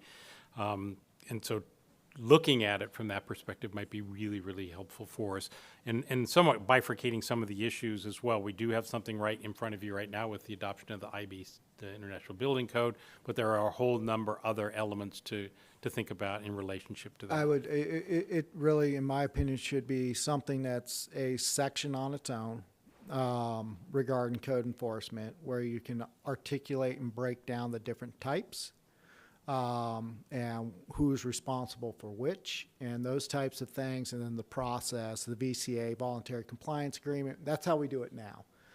We contact you, we offer you a VCA, generally 2 weeks to respond. Lack of response, we'll send a follow-up kind of final warning thing. If we don't get any response, then yeah, at this point it gets turned over to the PA's office because we don't really have that civil step in between. That said, though, like I've only turned one over in my entire time here. That's how successful. We've worked with some of these people for years. And as long as they keep making progress, which they have, and now you would never know that there was a code violation on their property. So we kind of have an unwritten hybrid system that we utilize. Let's memorialize that. So I believe I heard a motion from Commissioner Baumann to table ordinance 05-2024, and I second that. So we have a motion and a second. All in favor signify by saying aye. Aye. Aye. Motion passes. thank you. Thank you for Derek. your service to Franklin County, Derek. Yes, thank you.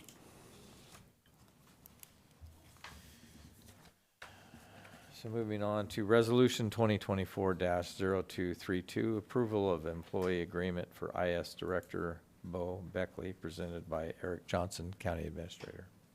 Thank you, Chairman. In your packet is information in Resolution 2024-0232. This is for the appointment and the employment of IS Director Bo Beckley, who will replace Liz Couples, who I think you all recognized earlier. And after her long tenures of service, Bo has been with the department a number of years. They have been working on a succession plan. I will tell you one of the things that has been one of the more pleasant surprises, having been in and around county government for a long time, is the support and, frankly, confidence that almost universally in your IT and IS department. And that's kudos to the work that Bo and the entire group has been doing. So want to recognize that, and if you have any questions, the employment agreement is in place. It provides a couple of differing elements. It does require a 45-day notice if Bo was to depart. That was one of the things we're really looking at, is to giving us an opportunity to initiate recruitment and have some other plans.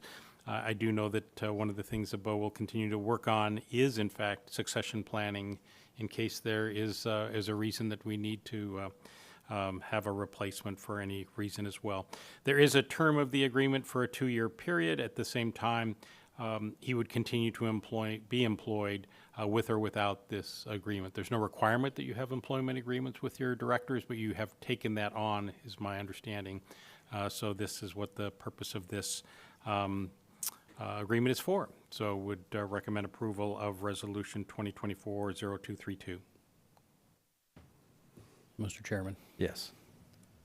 So after having had the opportunity a number of times now to watch the IS department in action when we were hit with a brute force attack by some unknown entity or individual, I would be excited to make the motion to approve Resolution 2024-0232 as approved, and I'm excited to bring on Director Bo Buckley. Second. We have a motion and a second. All in favor signify by saying aye. Aye. Aye. The motion passes unanimously. Welcome. Congratulations, sir. Yes, congratulations.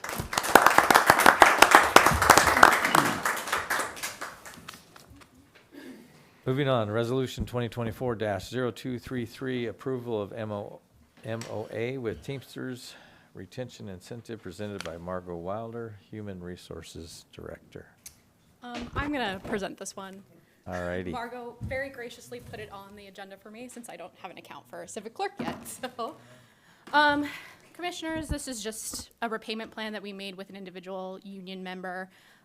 We bargained with Teamsters, we bargained with the member. He very much wants to pay us back. He just needs more time than what was initially granted to him, and this is what that agreement lays out. So I'm here for any questions that you may have. It's your recommendation for approval? It's my recommendation for approval, yes. Mr. Chairman, I would move for approval of Resolution 2024-0233 as presented. I'll second. We have a motion and a second. All in favor signify by saying aye. Aye. Aye. Motion passes unanimously. Thank you. Thank you. Moving on to Commissioner Administrator updates.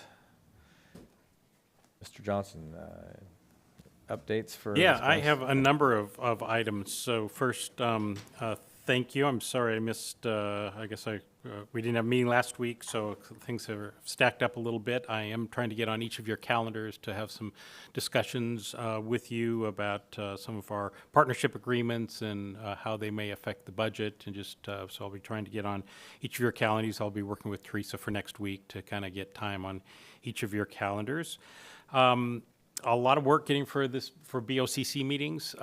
This was a big meeting, so a lot of folks putting a lot of time into that. Really do appreciate the work that staff is doing.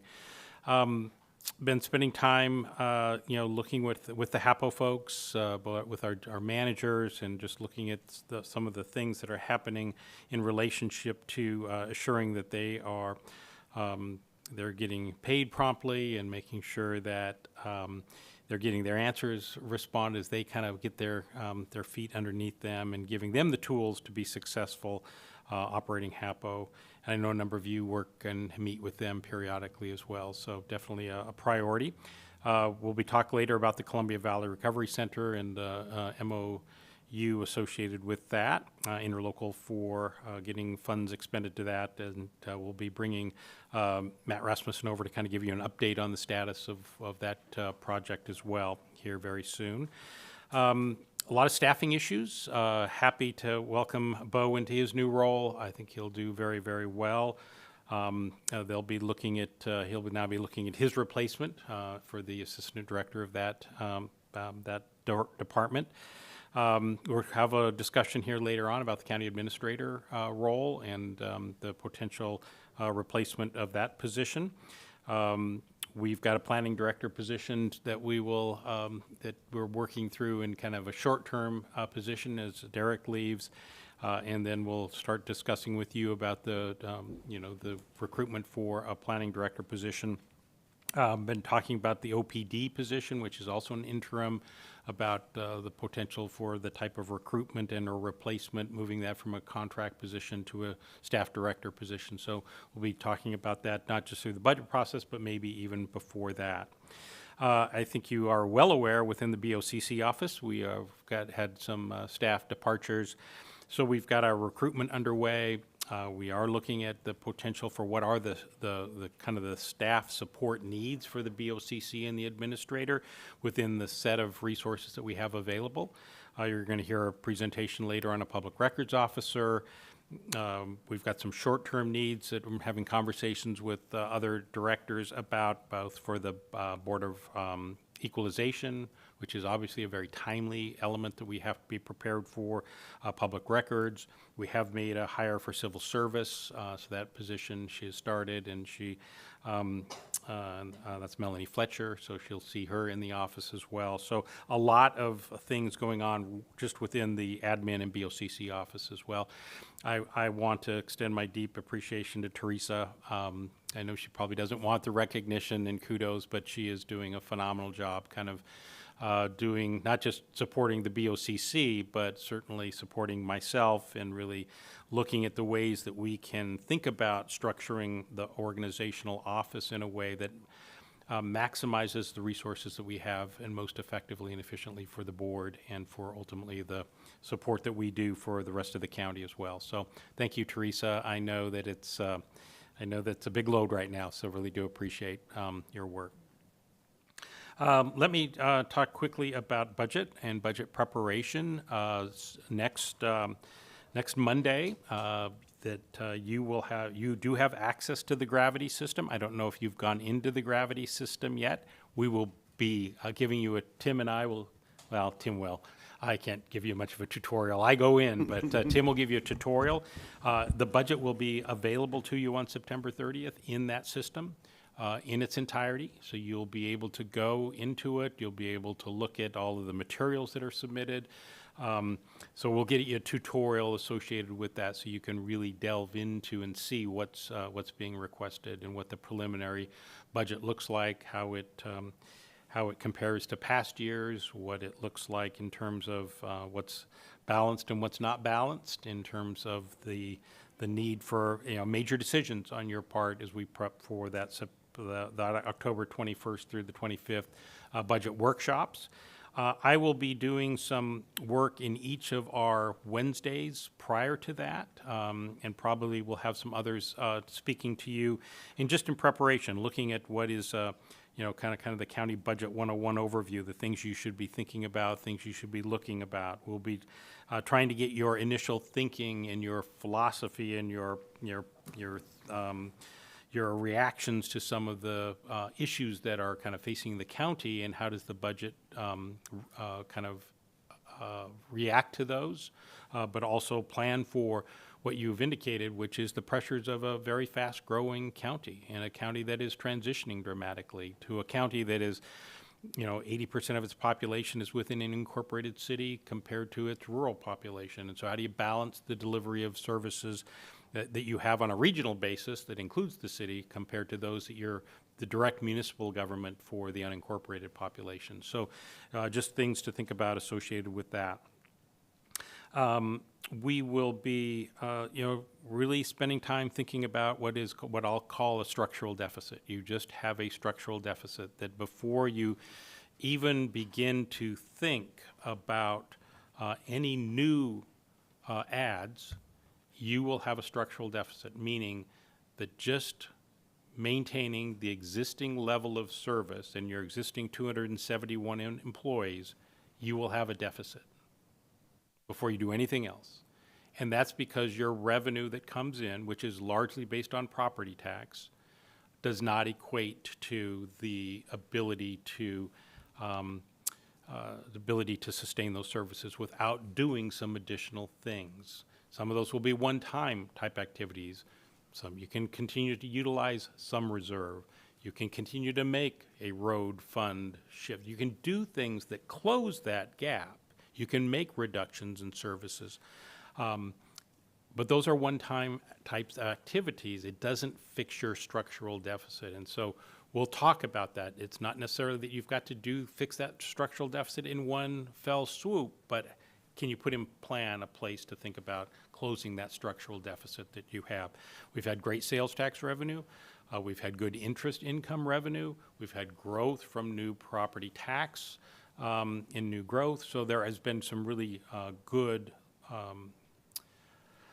additions to your revenue sources, but that has not closed your structural deficit. So you'll see that, and we'll talk about that throughout the budgetary process, and we'll talk more about that.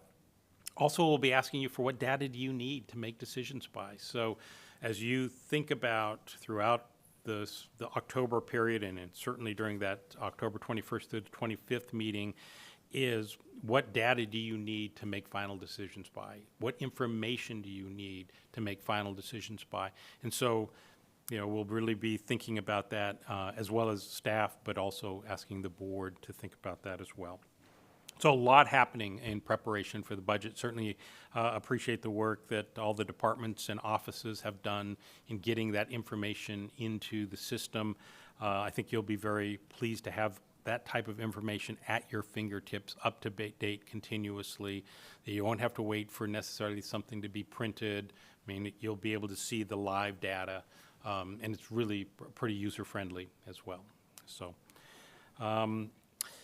let's see, what else do I want to add? I think those are the major pieces I wanted to talk about with you. I've got a couple of presentations this afternoon that certainly have been really, certainly working on, continue to work with the departments and the offices, and really appreciate those folks that have taken a lot of time to provide me education on Franklin County. I've toured with a couple of the commissioners. They've taken me out into portions of the county that I probably never thought I would see, and I certainly appreciate that, and just helping me learn a lot about the county, and those that have been really honest in their assessments and in their contributions to their thinking. So do appreciate that. Thank you. Commissioner Bauman. Thank you, Mr. Chair. Two-week report. Meetings with the HAPO manager. I've actually had a number of meetings with the management team at HAPO over the last 2 weeks.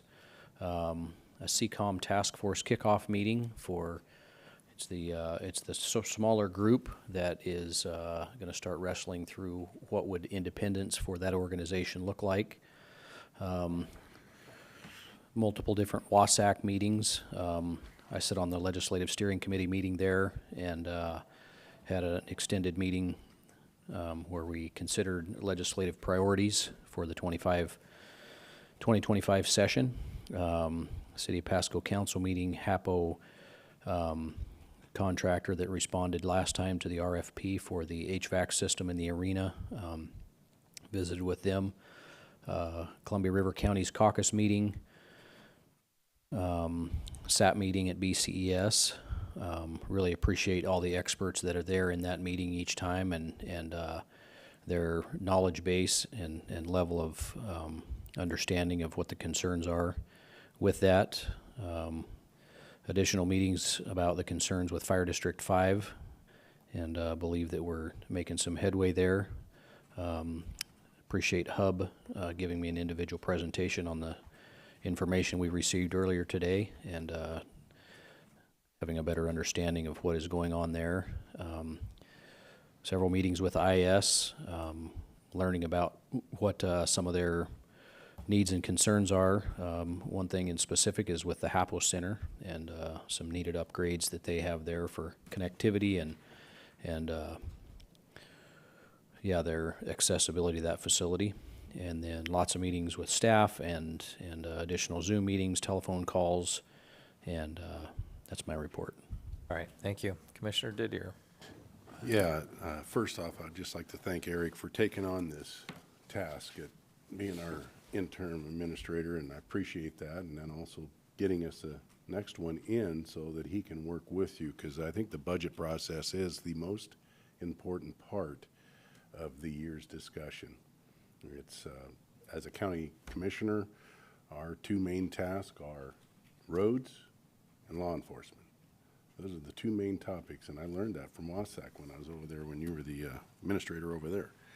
So last week, workforce development meeting was yesterday, and then, of course, I was in Pacific County last week and had some great engagement with people there, and one landowner there that has ran in with run-in with the wetlands and was restricted on his building, and got to talk to him a little bit over there about what's going on, and it was very interesting to talk to him and tell him our concerns here in Franklin County. When I get back, the harvest is well intact out there in rural Franklin County, and lo and behold, semis running down the road fully loaded, and there's 2 people on bikes, and I think we need to pass an ordinance. I really do. We got to stop the bike traffic on these rural roads that are not, it's not for their best interest to be riding a bike on a road that is being heavily trafficked with trucks, wide equipment, and everything else. It's dangerous, and we have got to stop this. We have had groups of bikes of 20 to 30 traveling these roads. And, you know, it is, the weather's cooling down, but these are not roads that are safe for bikes and farm equipment and trucks. And I'm afraid somebody's going to get killed. And these 2, it was a husband and a wife, and God bless them, they're out there exercising, but I think they need to be finding a safer spot to ride their bikes. And then I was moving a tractor and a baler back up to the shop, and I had a semi pass me on a blind hill.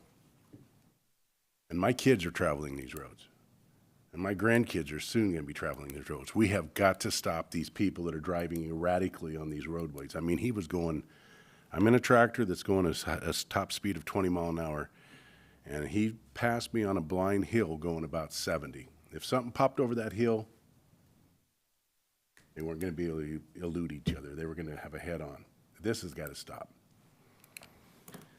And I was ticked. I was hoping that I could run into that truck driver. I was going to have a few words with him.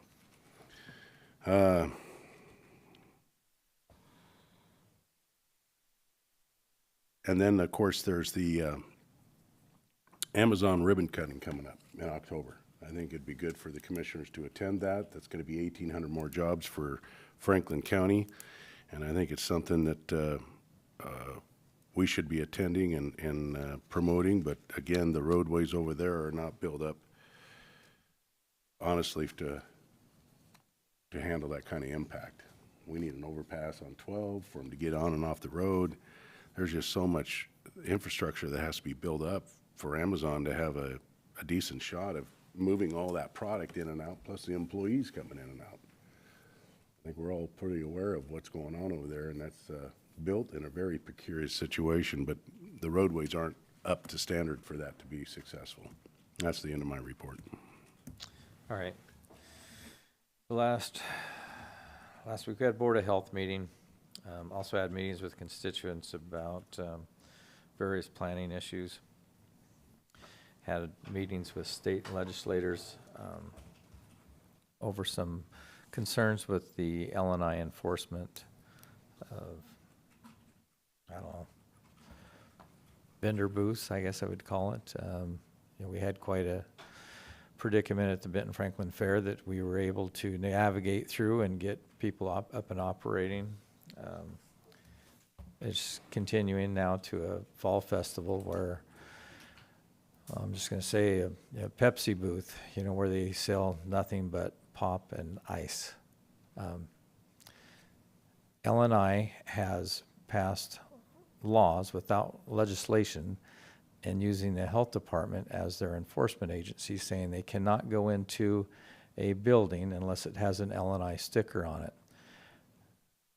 It's getting ridiculous. These, I'm going to call them pop booths, they sell refreshments. You see it every grand opening at various stores throughout the county, and they've been out there for 50 years.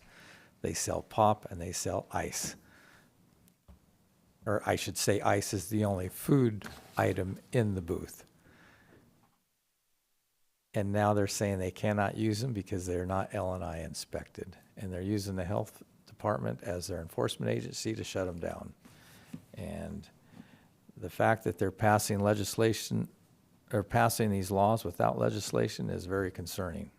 So, also had the WASAC meeting last week, and just want to say thank you to Eric Johnson.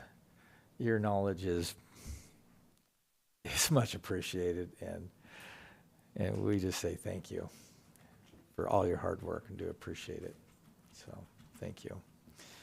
That concludes my update for the week, and then we'll move on to public comment or administrative office business. Is there anything for office business this week? No, I think that's good. I did have a question on one of your, during the public health board meeting, was there any mention of a request to the counties for higher contributions at all?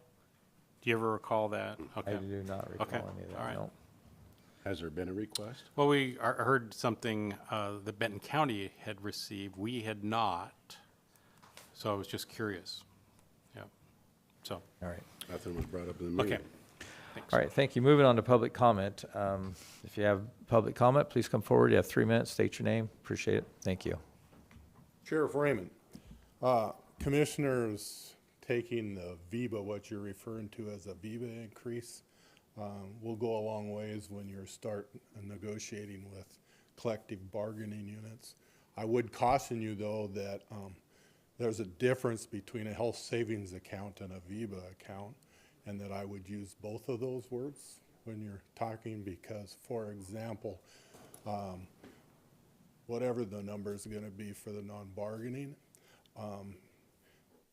these are my words, you can force a health savings account on them, but you can't force a VIBA account on them. They have to sit down as a group, and there has to be a consensus that they want to participate in a VIBA and how much money they want to put in their VIBA. So I would just caution you so that there isn't these miscommunications on health savings accounts versus VIBA accounts. Because you do have to bargain for VIBA, especially with our current existing bargaining units, and $600 versus $200 will go a long ways when you're sitting down negotiating with them. All right, thank you. Anyone else in the room for public comment? Michelle Andrews. I also attended WASAC by Zoom. What I heard in the steering committee for legislative is more taxes. Let's just have a public utilities tax. We've got a city public utilities tax. We've got a state public utilities tax. But now we'll just throw one in there. I would ask you to go back and review, and it was not done by you or Benton, to lobby for retention. Make it a law. We should be able to govern our own taxes for public safety, for CCOM, and for public safety infrastructure. It doesn't need to go to the state and then beg for it back. When this state was started, it was started by counties, and the legislators worked for us. It doesn't look that way now. It's dictated back to us, and we are, quote unquote, an extension of the state. The state is an extension of us, and we need to get that mindset in order to work with our government. Also, there were some statements made, and I would ask the county to understand last year's resignation was due to a large malignant tumor the size of a baby's head in my right ovary. I would have stayed and fought very hard for exactly what's going on in the Civil Service Commission.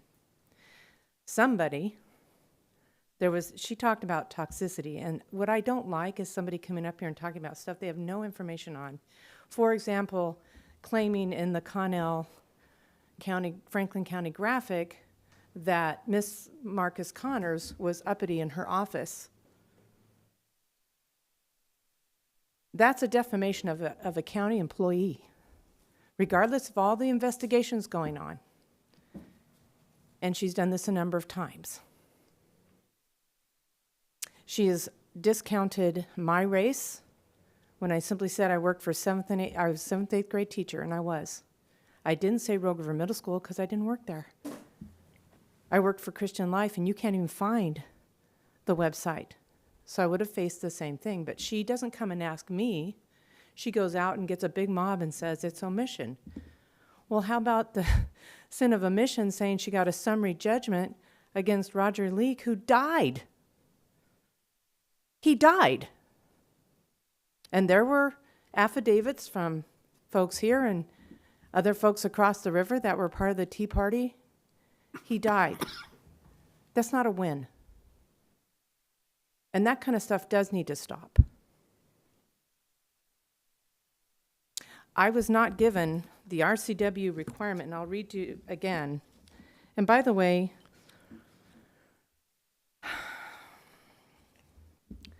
all officers and employees of each county shall aid in all proper ways in carrying out the provisions of this chapter. And such rules All and right, thank you. regulations. Your 3 minutes is passed. Yeah, well, I'll be back. All right, thank you. Yes. And we'll have Is there this anyone else in the room for discussion. public comment?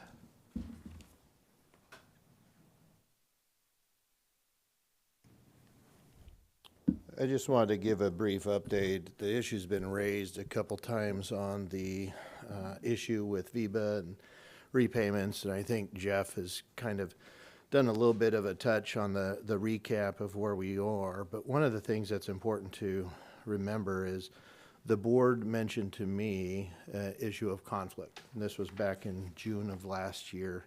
And I recognize, too, the frustration of trying to wait for the AG to get back to us. I never would have thought it would have taken this long, but the board raised that issue for conflict, and I wanting to make sure that we get an opinion so we can move forward. There's a lot of moving pieces. I know what might seem on the surface that this is a fairly easy topic, but what we've seen in looking at the issue ourselves internally is going back through the kind of this morphing process of insurance, how we had an AG opinion back early on, I think it was from the 70s, that basically said that, hey, insurance, paying insurance, that was considered a benefit included with salary. The legislature comes back, responds, and says, no, it's not. And that's where the real question comes in, is whether or not compensation in various forms, is that considered salary?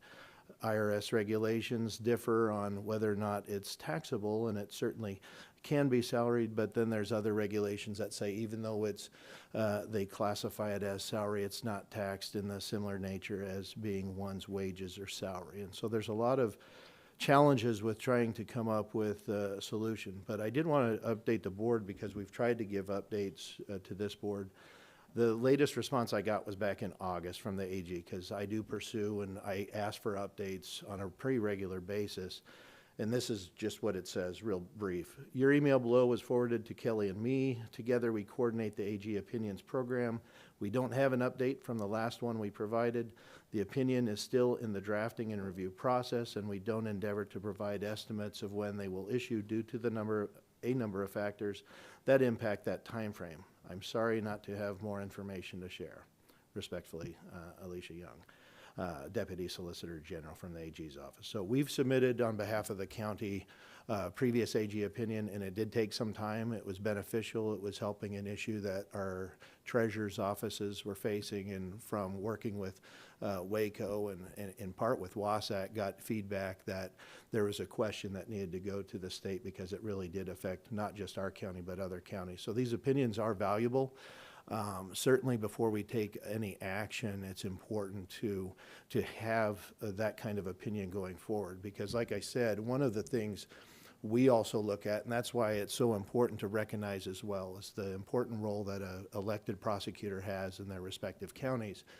We can't be directed to prosecute cases. Like, we can't take influence from someone and says, hey, I think you really need to prosecute that allegation or crime. That has to be an independent decision made within the office of the prosecuting attorney for a very specific Appreciate reason. the update, but we are on a 3-minute limit. Well, can I ask for additional time, because this has been I think it goes beyond public comment. This has been Yeah, an I issue don't believe that's it's raised. for public comment, but I would like to give you the time. Just want to make sure that we realize that public comment is over with, and I will allow you the time to speak because it is an issue that is concerning. So if I could step aside, and I'll defer to anybody else that wants to make public comment. Yeah, let's but see I if there's could- anyone else in the room for public If I could comment. come back and address this kind of really outside of that. If there's no one else in the room for public comment, why don't we just continue it right now? I just want to make sure that we're not showing any favoritism on public comment. So thank No, you. I appreciate that. So anyway, I just wanted to address that.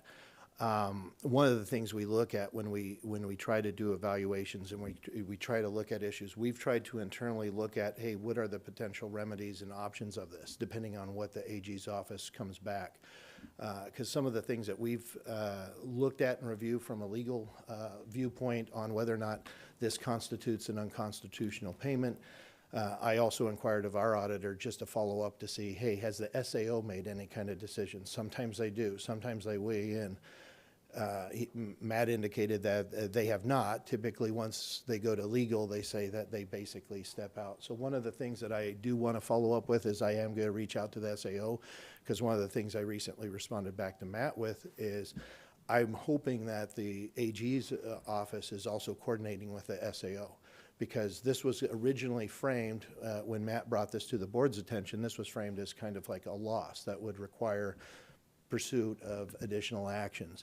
So I wanted to address, I think, some of the complications that maybe the board hasn't looked at, but that's why our legal team discusses and we try to look at these things. This is like it's not just a simple question, black and white, checkers kind of move. This is like a three-dimensional chess where there's a lot of moving pieces, different laws at play, different actions that have occurred legislatively.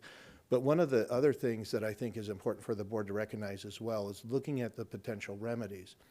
If the AG's opinion comes back and says, look, we believe that this was an improper payment, an unconstitutional payment, or otherwise inappropriate payment, what is then the remedy? And what we're looking at is, okay, if this person was compensated because they were part of a group, a larger group, and the board took action earlier this year to basically break away the commissioners outside of the other members of that group, which is the other elected officials, for that reason, so that the board would avoid creating complications like that, depending on what this opinion addresses. But one of the things that we currently have is we have other groups, similar nature, where they've opted for different variants. We have groups, I believe, in the sheriff's office that have opted for kind of a modification where a 75% is placed into a VEBA account, 25% is a taxable fringe benefit, so they're taxed on that. So it becomes a question on those kind of arrangements, whether or not this is truly a stipend as what's used, because if you look up stipend in various sources, from economic sources to employment sources, resources, IRS regulations, the term stipend has various meanings. Some employers, typically when they are under 50 employees, they, rather than pay any kind of medical benefits, they refer to it as a stipend. So that would be a taxable benefit. That would be, hey, we're going to give you $500. Whether you use that to pay your medical expenses or not, we're going to give you $500. Well, if you don't use it towards medical, like let's say that person has qualifying care or a qualifying plan because of spousal or other household member eligibility, they would then be taxed on that amount. But if they use those expenses towards direct medical expenses, there's a question of whether or not that then becomes a tax reimbursement. So in other words, they got taxed on the $500, but if they use it directly for medical expenses, then it changes that characteristic and it could provide tax incentives. I want to share this because what this really comes down to now is looking at the remedy phase. We had a recent case, I think Eric's probably aware of it. There was a situation in Stevens County where we had the sitting elected commissioners that made a decision, and there was a challenge saying, hey, that was a gifting of public funds. Well, what happened in that case is that there was eventual court action that basically took them, made them ineligible for office. A higher court overturned that opinion and basically said that when a board is acting as a board of commissioners, that does not make them eligible for violating their bond. If a decision is made, it's basically saying, hey, look, as a board, you are allowed to make what could be determined to be a poor decision. That doesn't mean that you're violating your oath of office. It doesn't mean you've committed malfeasance or misfeasance when you're acting as a board. So in applying the findings from that case to kind of the situation here, we had a board that was at the time a member of a larger group. They were part of the elected officials' bargaining group, so to speak, for purposes of the insurance group. So that's what complicates this particular issue, is because the board members, even if the board members chose to abstain from that decision, They were part of a group that, based on that group, it was a decision majority of those members made to where now it's a taxable fringe benefit on the equivalent payment for insurance if people had qualifying plans. In other words, that was the kicker. It's not that you could just opt out. You had to also show that you had a qualifying plan or qualifying insurance elsewhere. Then that would be a taxable benefit. So now looking at a remedy, if you had board members and it's decided that, hey, you guys, you made a bad decision back in 2016 when you allowed for this taxable benefit because that could be construed as salary, now what is the remedy? Let's just say hypothetically, had they received the full VEBA value, it would be $60,000. Receiving the value as a taxable fringe benefit meant that a realized actual value received, or a cash payment received, I believe the amount was approximately $46,000. I believe it was Commissioner Peck's that was the highest amount, approximately $46,000. That amount would be much higher if it was contributed into their VEBA account. So one of the things we've looked at that opens up the complication in this analysis is that, okay, if it's determined that because you receive this as a cash, and that therefore could be construed as income or an increase in salary, the remedy isn't simply going to be asking for repayment and then you don't get anything. The remedy is likely going to be the form of payment was invalid. That needs to kind of get remedied somehow. And now, instead of you getting that $46,000, you would be entitled to receive $60,000 into a VEBA account, which would be the qualifying or that would be determined to be a qualifying contribution. One of the things that we looked at in the analysis on whether or not this payment form, being as a cash payment, I ask always in extremes. Well, what happens if the board decided to give everybody the equivalent of a Cadillac plan? Let's say they said, we are going to authorize a $3,000 benefit per employee so that they could get basically any health care plan they want that's offered, and any excess would go into a VEBA account. Well, some suggest that doing so would be fine because the form of payment is not a direct cash benefit. Even though it might seem by some that that's an excess, it wouldn't be a cash payment. So that brings back to, again, what I'm trying to get to is the remedy, and I want the board to be aware of this, and this is why I brought up the Stevens County case.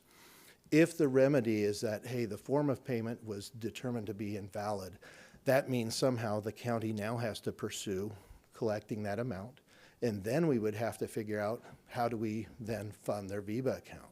This is going to have an impact on those employees because we're talking about years past. It's going to require modifications not only of the county's taxable W-2s equivalent or all the tax forms that the county does, which is going to come at an expense. But the claim is going to be we are now having to pursue that back payment from back employees. Because those employees were not acting individually, they were acting as the collective legal body or the board. That would require us to likely indemnify them. That means hopefully we would be able to satisfy our requirements by providing one legal counsel for all three of them individually, even though their circumstances might vary a little bit from case to case. But there's a potential that we would have to appoint each one of them a legal counsel to be defended in this case. This is much like the Stevens County case. If they act as a board, they are basically protected, and that's why we've kind of had the discussions with the board. When the board makes decisions, that's a defensible action. Whether or not people challenge the legality of such actions, that gives this board protection. And that's the importance of making decisions as a board, is because you do decisions in an open meeting, decisions are made, boards sometimes realize, hey, let's retract, let's go back, let's redo things. There's not a legal claim against it because that's the protection of the board. And so I just wanted to share that this is a little bit more complicated, and I will continue, Commissioner Didier, to try to get follow-up because, like I said, I've reached out probably every month. Maybe there's been a couple times where there might have been a couple months gone by where I haven't sent a direct email asking for an update. But I will continue to ask for it because I think it's an important issue, and I think before we spend resources going a particular direction, and I think what was requested of the board is that I file a particular action or go to court. Right now, we don't have that information available to have a mechanism because, one, there's still too many questions out there of what would be the possible remedy. And if we initiated a court action at this point in time, it would require the appointment of counsel to the individuals we are intending to collect because they were acting as a board. We are trying to wait, and as frustrating as it is, having the best resources of the AG looking at the full dynamics of the issues that we've presented, we want to have the benefit of having that opinion before we incur additional costs to the county pursuing that. As much as it is still a valid, still important, and we want to make sure that we have the best information available, we are kind of stuck in a holding pattern. So anyway, I just wanted to brief the board, and because this is not really under public comment, if the board has any questions for me, I'll try to answer those. Questions? Is there a way to compel the AG's office to do any action outside of legislative? Outside of legislative, so again, that would be the potential action as well. So if the AG opinion came out and it came out in a way that our legislators or even constituents disagreed with, they could pursue a response. And that's kind of what happened in this particular case. There was an AG opinion, there was disagreement in the legislature, and they changed the law accordingly. If you're asking, are there other alternatives while we're in this kind of holding pattern and wait, is there anything we could do outside of that other than getting the legislature, I guess, to change the law? They could change it prospectively. I'm not asking them to change the law. My specific question is there any way to compel the AG's office to answer the question? They've indicated, based on this email, it looks like it's in the draft stages, so But it's been in the draft stages since early spring, so. That's right. So is there any way to compel them to answer this question? Just to ask nice. I mean, honestly. Well, that's not compelling. So compelling is to force them to answer. Is there any way to do that? There is not. And the reason why is it's very similar to my office as the legal counsel for the county. Believe me, I'm familiar. Yes. I appreciate the answer. Nothing And further, so Mr. Chairman. we are really at their mercy. There is no ability to have an outside entity compel a legal body like an AG's office to do particular action.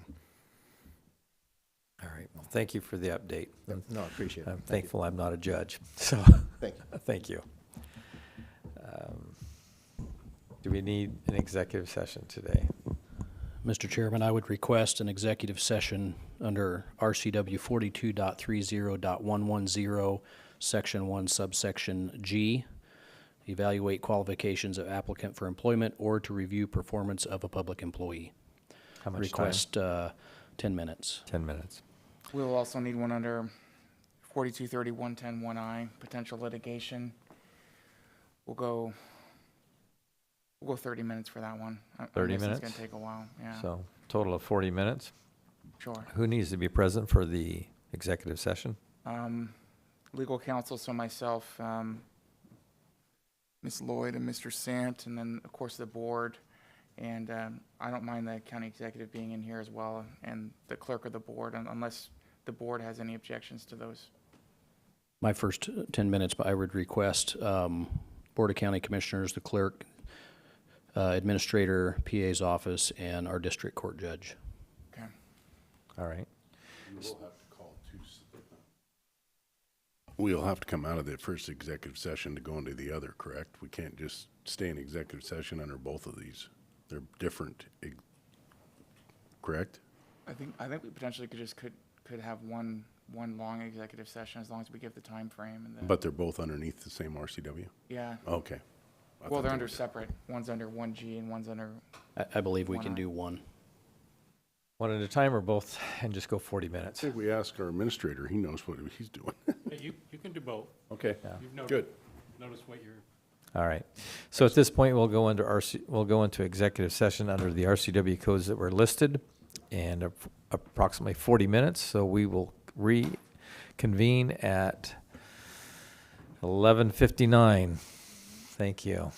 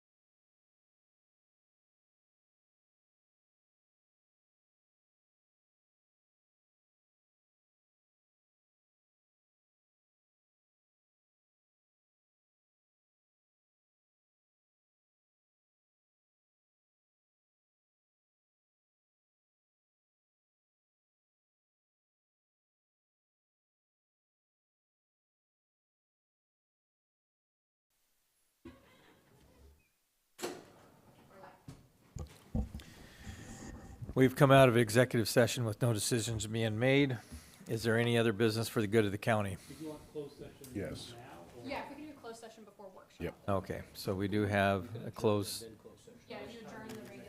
So at this point, I will adjourn the meeting. Thank you. Meeting is adjourned. 40 minutes? Recess? We're going to recess for 5 minutes, and then we're going to come back for a closed record hearing. Or closed session, I'm sorry. No. I'm anxious for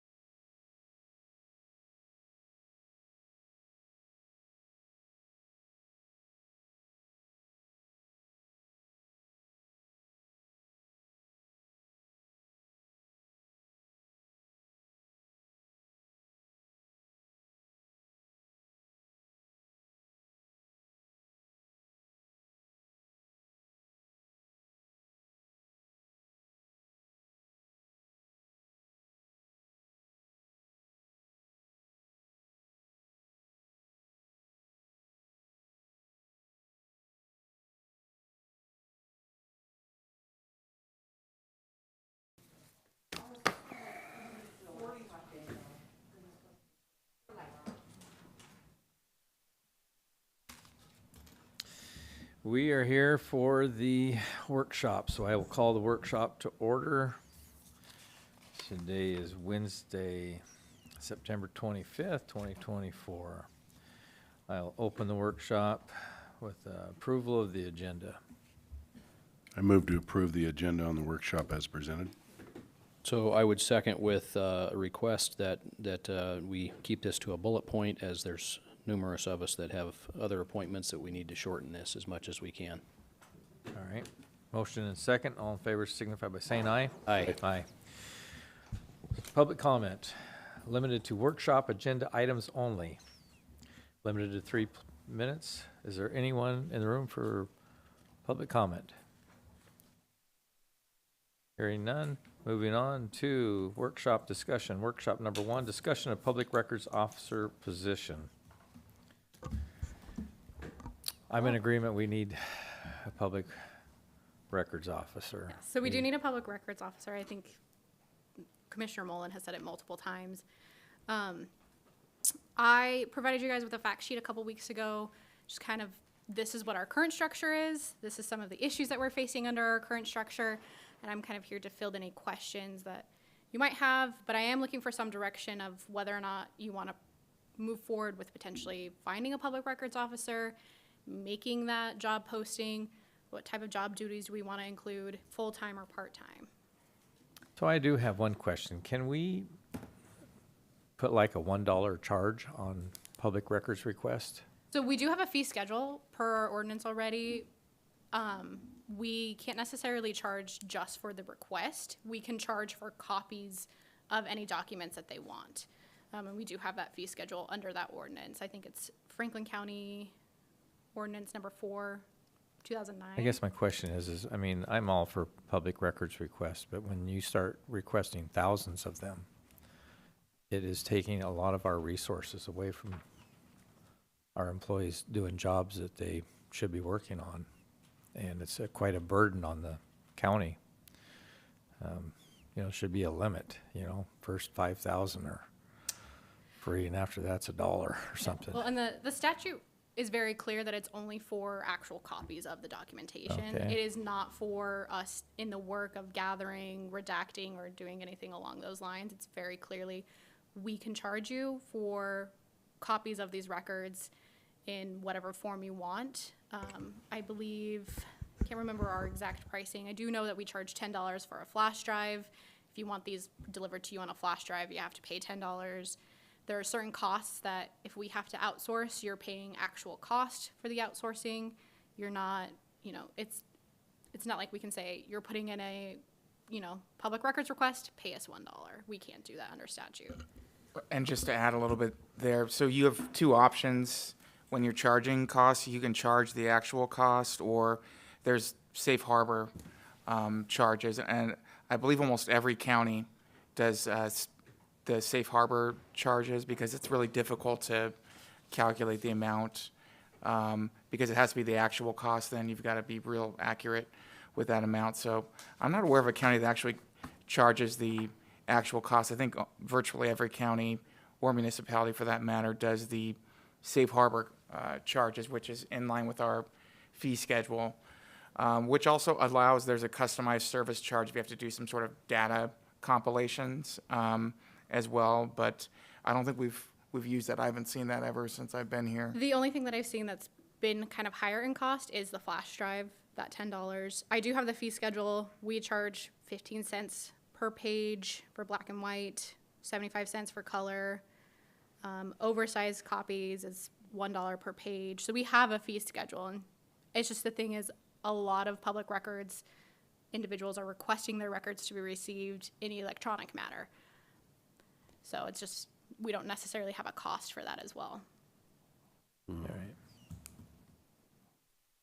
Should we incorporate one for electronic? Because it's still, you still have to research and find the public record. Well, there is. I think there is. You can't charge the actual staff time, and that's where the expenses are. Mm-hmm. You can charge it's like a data transmission amount of. It's like some silly low amount. It's per gigabyte, and it's pennies. I mean, it's not it's not even remotely close because the real work is done Yes. locating the records, Right. determining what exceptions apply, or exemptions rather, and applying those, redacting records. That's really the big cost, and you can't recover that. And then what about duplicate asks? Are we looking at putting up a site that public records requests that have been asked, that if it's asked again, we can just refer them to that site? We do that. Oh, go ahead. So we can do that. I think we do it to a certain extent, but we can create a separate Franklin County site and say, this is what's been requested, and this is the requested number associated with that, so that when they do come forward to make another request, you can say, I want all documents associated from this specific request number. Also, the hope of hiring an individual, like a centralized person handling this, they would be more aware of what they've sent out and who they've sent it out to and what they've already redacted, so they internally will already have some sort of knowledge on what has already been redacted and sent out, saving them time, saving the county time. Yes. We can look a little bit more into with IS of potentially creating that website for you. I think Bo is back there. Bo's probably already on it and done it. Well, so with the existing system that we have right now, it is the platform to provide the records electronically because nobody wants to walk around with a piece of paper that big. We do have the ability with it currently, and we always have, to take a specific records request and make it public. We can do that and we can share that out there. It just needs to be indicated that that's the desire. So certain requests could already be flipped over for the public to preview if they want to. All right, thank you. Thank you. I'm trying to think of how to ask this question. What department should this person be in? I can see reasons for it to be in legal, reasons for it to be in IS, reasons for it to be in the commissioner's office, and reasons for it to be in HR. What's the thought process there? So most of our Said she wants research kind of reaching out to other counties that have a similar structure like this, they do have it in the commissioner's office, and I think when you emailed me your question a little bit ago, I provided you some context as to why it should be in the commissioner's office. That's just probably the most public-facing office of the county because you do have 3 electeds in that office. You interact with a lot of other departments a lot more easily than other departments. So there's that. We did find some job postings where it was in IS because you are interacting with probably, behind-the-scenes systems, gathering emails, gathering any sort of electronic copies of records. So it does make sense for that. For legal, it could be in legal, however, because it does kind of make an easier door to come and ask legal questions.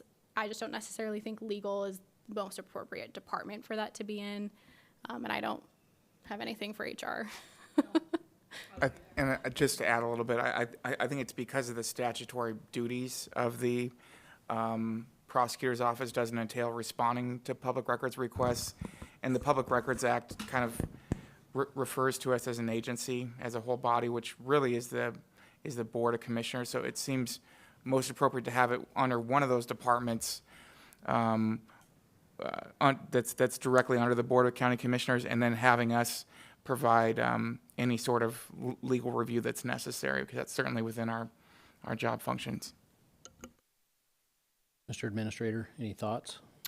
No, I do believe your next step is to kind of authorize bringing you kind of a position description, initiating a recruitment. It probably belongs in the administrator's office, since ultimately the county, collectively, you all are responsible for when there is a fine or a payment, so being able to assure compliance with public records and tracking that probably makes sense. And I do want to add just some additional kind of background of our legal requirements involving a public records officer. So we're required to have at least one public records officer for the county. That's required by statute. Right now, we have multiple public records officers. As I said, under our current system, each department has their own public records officer. There's nothing in the statute limiting that. So if you want to say, well, maybe we want two public records officers in, the administration, you can do that. We just need to have a legal requirement of one. Can that one serve as another job description? And like they can do other job duties outside of a public records officer. They can. Like Board of Equalization? Yeah, we're not legally required as well to actually create a position. That's not necessarily explicitly stated in the statute, but there's regulations that do talk about that. It's just a matter of you have to look at the amount of records requests that are coming into the county and how big they are and whether or not it would be appropriate for that individual to actually do additional job duties outside of a public records officer. I don't think any of the proposals really imagine that this public records officer is going to fill every public record. It is going to be coordinating and brokering with all, we're not going to fulfill a request to the sheriff's office. Right. But we'll be helping and make sure that, and monitoring and seeing that, if a public records request is sent to the Public Works Department, that it is the 5-day notice, the letters, we'll be making sure that all of those things are being appropriately done. Okay. I would say get something put together as best of you guys are able and for consideration. Okay. Okay. Thank you so much. Thank you. Under HR. Great. Teresa, you want to pull up the PowerPoint?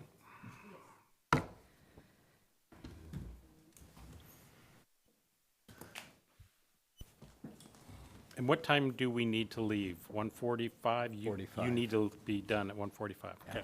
I think we're going to be able to get her done. We will, yep. It's the PowerPoint, do you want me, yeah. Is it this one, Eric, that you're pulling up? That's one of them we're talking about, but there is also a PowerPoint, that one there that I'm going to speak from, which is in your left hand. It is on, yep, Okay. it's online. I've read through them both. As well. So I'm, one of the things that you've asked me to really help you think through is the proceeding on administrative structure for the Board of County Commissioners and for the functions under the Board of County Commissioners. I've got a PowerPoint that really is just outlining some of the discussion points for me. So, I just want to really focus in on the fact that this discussion really is about the functions that are underneath the Board of County Commissioners. Right. We are not talking about the administrative structure of any of the 7 independent elected officials or the judicial branch. All of those is a much more formal process under a county charter process where you elect freeholders and you consider a dramatically, potentially different structure. So thanks, Teresa. If you just want to move to the next slide when you have a chance. So really is understanding what you want to change or build upon. That's really the kind of one of the components that I would encourage you to be thinking about. There really are, I would say, 3 basic administrative structures that the 39 counties utilize. 7 of them have charters. So we're going to take them off, which remains 32 counties are what's called the uniform system. They all follow the statutory scheme. The Constitution created the responsibility for the legislature to establish a uniform system of county government. And that was this 3 county commissioner form of government, 6 independent elected officials. The coroner could either be a coroner or now for counties under 40,000, they've got to find another solution, which is one that probably some of our adjoining counties under 40,000 might have been talking to you about. So, so really, it's those 3 basic options, and then the decision-making that you need to go through, and I always ask you to be thinking about the 1 H and the 6 Ws, which is, the how, but also the which, the why, the where, et cetera. And the big things for you, for me, is the strategic question. It is the which and the why. These are the big strategic questions, not how are we going to do it or when are we going to do it. Those are all really important questions. But the big one is what do you want? It's the which system do you want, what, and the why. And those are the big strategic questions that I think are fundamentally important for the board to always think about. If you can move to the next slide, Teresa. I've got you running back and forth. So I think the why for me is, really, and there was another document that, and Commissioner Didier, you have it in front of you. It's a Kittitas County management analysis that we went through with Kittitas County. They do not have a county administrator. They're considering it for their budget process. So this was leading up to give them the thinking. They had an actual citizens committee that helped them walk through all the thinking around it. And really, it's about the professional and public administration and leadership management for, in particular, the departments that are beneath the board, and oversight of those day-to-day operations. So you don't have to be here to do that, or you don't delegate that to just one of the three. You really have someone who is here to carry out and execute your direction.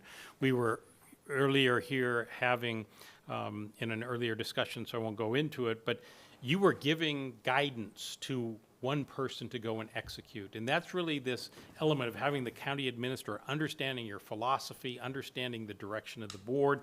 You communicate to one person, because what ultimately happens is really the departments, if you have 8 different department heads or 15 different department heads, whatever that amount is, they really shouldn't act based on the guidance of one. One commissioner doesn't make a commission. Right.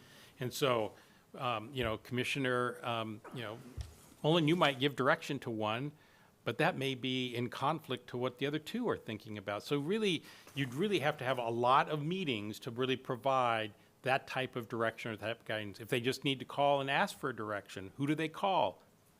They can't call just all 3. If they call all 3 of you asking for direction, that creates a serial meeting, a violation of the Open Public Meeting Act. So they can't do that legally as well. So lots of things that to be thinking about, which is giving that ability to have just that oversight for day-to-day operations. The constant review of efficiency and effectiveness, in particular, hopefully an administrator is here every day with that intention. And I know that, if you're not here every day seeing the ability, you can pick that up, you can identify them, but it really does help and engage to that. Implementation of your overall goals and objectives. Having someone that is accountable for the performance of the organization. And so getting the goals and getting the objectives, and you're going to hear goals and objectives a lot over the next several weeks, because it's going to sink into our budget discussion as well. There's a book called Measure What Matters as well. So what matters to you, and are we measuring it? Are we setting up the objectives to be able to, whether it's on identifying strategies to kind of follow the growth that we're having, and what does that mean? What does that mean to transportation? What does that mean to an urbanizing population?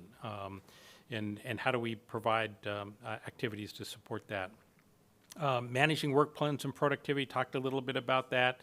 This is a really big one, intentional and improved internal communication. This was an element where it just takes time to communicate the direction of the board, not just to not just to the department heads, but ultimately throughout the organization. And that just takes time. It takes an intentional amount of time to be able to communicate the direction from the board. And external opportunities for the board. You all serve on a lot of outside boards and commissions. You all have separate interests. Commissioner Baumer, we're going out later on today to take a look at one of those external opportunities for the board might be interested in pursuing. So all the things that we can do to support and enhance your external opportunities, the things that we can do to alleviate your day-to-day responsibilities here at the county, because you have an administrative structure to execute that, you don't have to worry about that. You can worry about not just your external opportunities and obligations of being on public health boards and transit boards and WASAC Legislative Steering Committee, all these types of things that you serve on, your watershed responsibilities, all the things that you have as external boards. You focus on those, but you also are giving the direction to one who can then execute on your behalf. This is a really interesting one, is improved personnel management. One of the things that you really have to think about is you're about to onboard or orient, 2 new directors, a planning director, an Office of Public Defense. You've had, you have a new IT director. That takes time to make sure that, they are not just going through she's left, Margot's gone, the orientation where you're sitting at a computer watching a few videos and you know where to get your paycheck. It's really talking about the culture that you expect, you being the board, that I'm your vehicle to be able to, or whoever will sit in the seat, I'm your vehicle to assure that they understand what it is that the expectation is of the board. Collectively as the board, just not individually, but really talking about them. You all have district responsibilities as well, so how does that look differently as well? And then ultimately, there's this accountability piece, and it is hard, having been a staff member to 3, it's hard to serve 3 masters, for lack of a better term. It's hard. And so being the vehicle for, one person to synthesize and then one person to manage. It's kind of like that hourglass. You 3 provide direction to 1, and 1 provides that direction back out and that accountability to the staff. So that's kind of the functionality of how it can and should work, or some of the reasons why folks have identifying the structure. So there really are 3 typical structures. One is direct reports, where all the department heads would report directly to the board.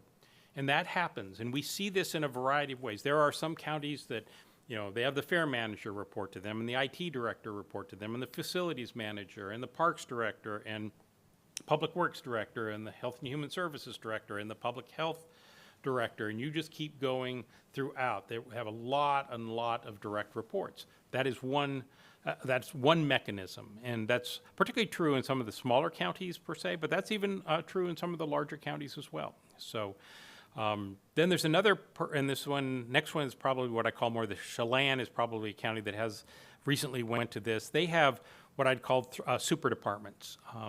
They've gone to basically like 4 super departments, and everything fits into there, so you only have 4 direct reports. At one point, I think Kitsap County had 2 departments. They had internal-facing departments like budget, HR, IT, facilities, everything that was just internally focused was under the administrative services director. And then they had a public services director that had all of the out-facing services, the services that the public interacted with. And so there's different models, but you consolidate the size of departments. You've done a little bit of that here. For example, you have planning under public works. You don't have an independent planning director that reports necessarily to the county administrator. So you've seen a little bit of this. And then you have that true county administrator and county manager model. And within that model, and there's probably about 15 counties or so that have some sort of administrator, manager. They all have different titles. They don't, some of them don't retain hiring, firing authority. Some say they coordinate hiring and firing authority with the board. So there's different levels of clarity for what you delegate to your county administrator. So those are some of the things that you might look at. So in doing so, as you kind of go through that, it's really about, do you want that county administrator model and to continue it?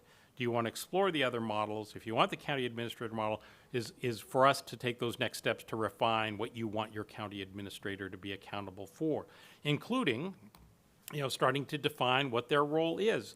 In particular, what is, not just what their authority and role is, what skills and knowledge and competencies do you want them to bring to you? For example, I bring you very little knowledge of Franklin County and and all of the intricacies and the people and the relationships, those build over time. So I don't bring you those. I bring you a fair amount of knowledge in county government, and I bring you a fair amount of knowledge and skills, and I think administration and in budget, but I don't bring you like the relationship knowledge that is so important in one regard to the success of this position. Likewise, you all have those things. I may not need those things. So what is it that you want in this position? And that might be an exercise we can go through in talking with department heads and some of the elected officials and their top managers to say what would really be key knowledge, skills, and competencies that you want the new individual to have. For example, if you want them to be more of your budget person, they come with a stronger perspective of county budget. We've talked about, should county budget be here and not directly within the auditor's office, or do you kind of continue to bridge that, that relationship between those two? So thinking about that, helping you with strategic direction And then following through with accountability. You know, this gets always back to me, which is this why question is, what is it that you all want to invest the finite set of resources that Franklin County has? We know there's statutory and constitutional responsibilities, but there's always service levels and choices within each of those. Oftentimes they're not set in statute. You're not told how many road deputies to have. It's a service level choice. You're not told how many elections workers to have. Those are service levels you get to choose. So helping you think through those types of things. There's so many concerns and considerations and challenges in making this decision. The concern of, you know, and a good county administrator is going to be very, very careful about this. They become the fourth commissioner. And that's really harmful when people begin to think that, you know, this person is the fourth commissioner. This person is the one that the board doesn't do anything without the county, versus I'm here to serve you all, or this position is here to serve you all, and making good clarity and good distinction that that's what you want this person to do. They want to execute on your behalf, but they set up the structure to assure that that strategic direction is provided to you, and then you go and execute. Giving you the opportunity to expand your external partnerships. And I think that's really critical. You are, you know, oftentimes the face of the county, and you are out there identifying the things and the partnerships and the relationships that are important with other governmental partners. You have this very unique situation with Benton County. There's only a few counties like you. Chelan and Douglas County, another good example, is just the river that separates East Wenatchee and Wenatchee. There's a lot of partnerships that unique partnerships that get formed in this jurisdiction compared to other counties that don't have that ability to just move back and forth so easily. And again, having someone focused on internal operations, on budget management, budget oversight, because ultimately, while it's great to have a really strong independent elected official looking at the budget, it's you that is ultimately responsible for the budget. It is the county legislative authority to assure that you appropriate funds and then you monitor funds appropriately. Again, improve personnel management capability, and again, I think this is a really big thing, is you want the goals and objectives established by you, the leaders, but the accountability to deliver rests elsewhere. The things we were just talking about in code enforcement earlier today is a really good example. You've given some direction now, and how do we refine that direction around, we want a goal. We want a goal of a new code enforcement and abatement ordinance. We want it appropriately staffed. We want it appropriately funded. Now, how do we drive to performance? So in the end, you know, we know what it is that is actually going to work. So that brings us kind of a little bit to decision making, to see what more you need from me, to see, you know, you're the only three that can make this decision of how to proceed. Are you ready to proceed in initiating a position description update and the recruitment process, the next steps associated with that? This is a position that typically most jurisdictions, cities and counties would go out for outside recruitment firm. You might pay, you know, $20,000 to $30,000 to facilitate that. That comes with some guarantees, though, for a period of time for performance. But it also gives you the assurance that you are selecting someone that fits your desires. It also, you know, they generally have a good capability to recruit not just locally, but throughout the region as well. And there's a number of firms that do that, and that other folks here in the Tri-Cities area actually that have utilized outside firms that know the area as well. So that's all I have to talk to you about, really seeking that next step direction on what you want to proceed on either making a decision on initiating recruitment compared to trying to understand the other models more.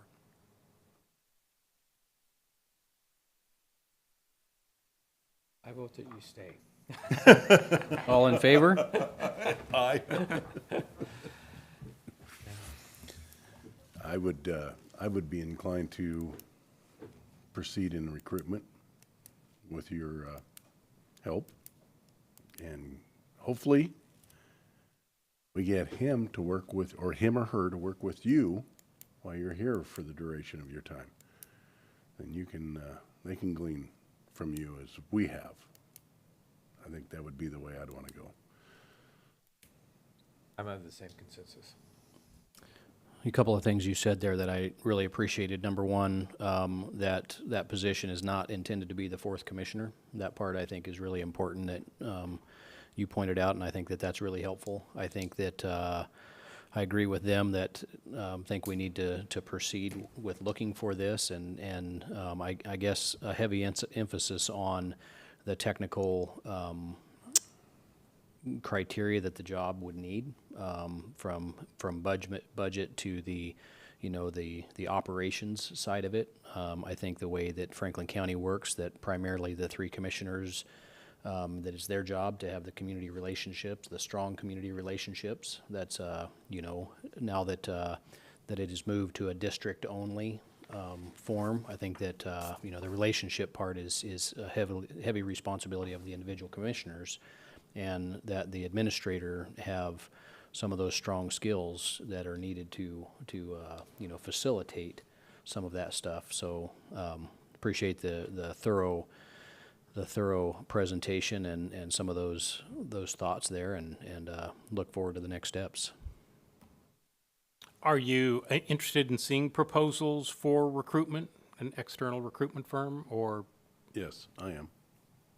I'd be happy to see that. I've got some information in my office I'd be happy to give to you on that was left from my predecessor that has a bunch of that information as related to Franklin County. So yeah. Great. Okay. If you want to proceed into the next item, we're good. Yep, that's fine. And I do have that Kittitas County study, which really does illustrate a variety of things and some of their decision-making and thought processes as they went through as well. If anyone has any questions, just feel free to ask.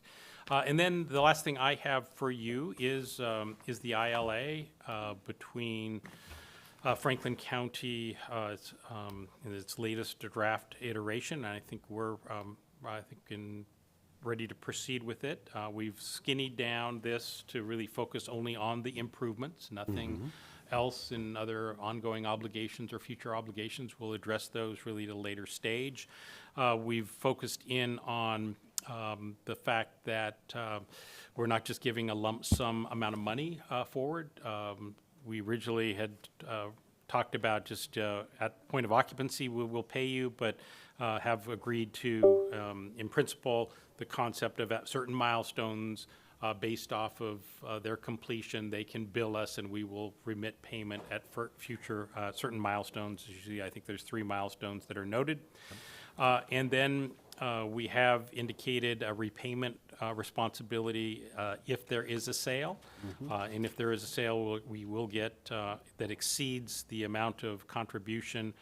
We will get our full $5.4 million back, and if it's less than a full amount, we'll get 23.5% back. And such payment will be made. We don't have to request that payment. It will be made to us. So that is, in a nutshell, what the major elements were that we had talked about. And so appreciate Matt Rasmussen and the work that he has done on this agreement, and just see if anyone has any questions on that.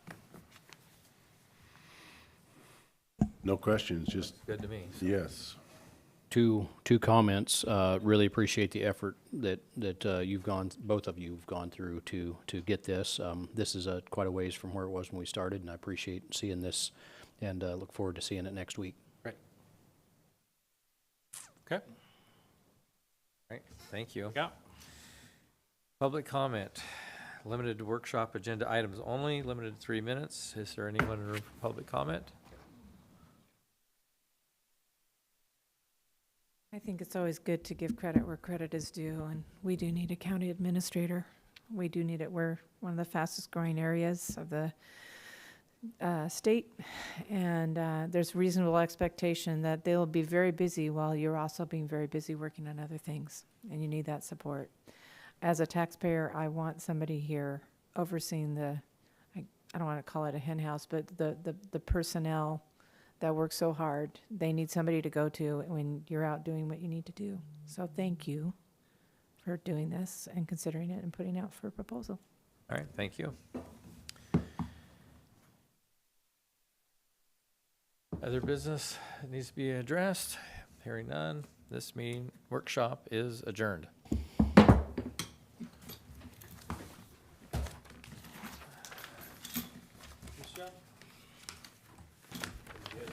Thanks, yeah.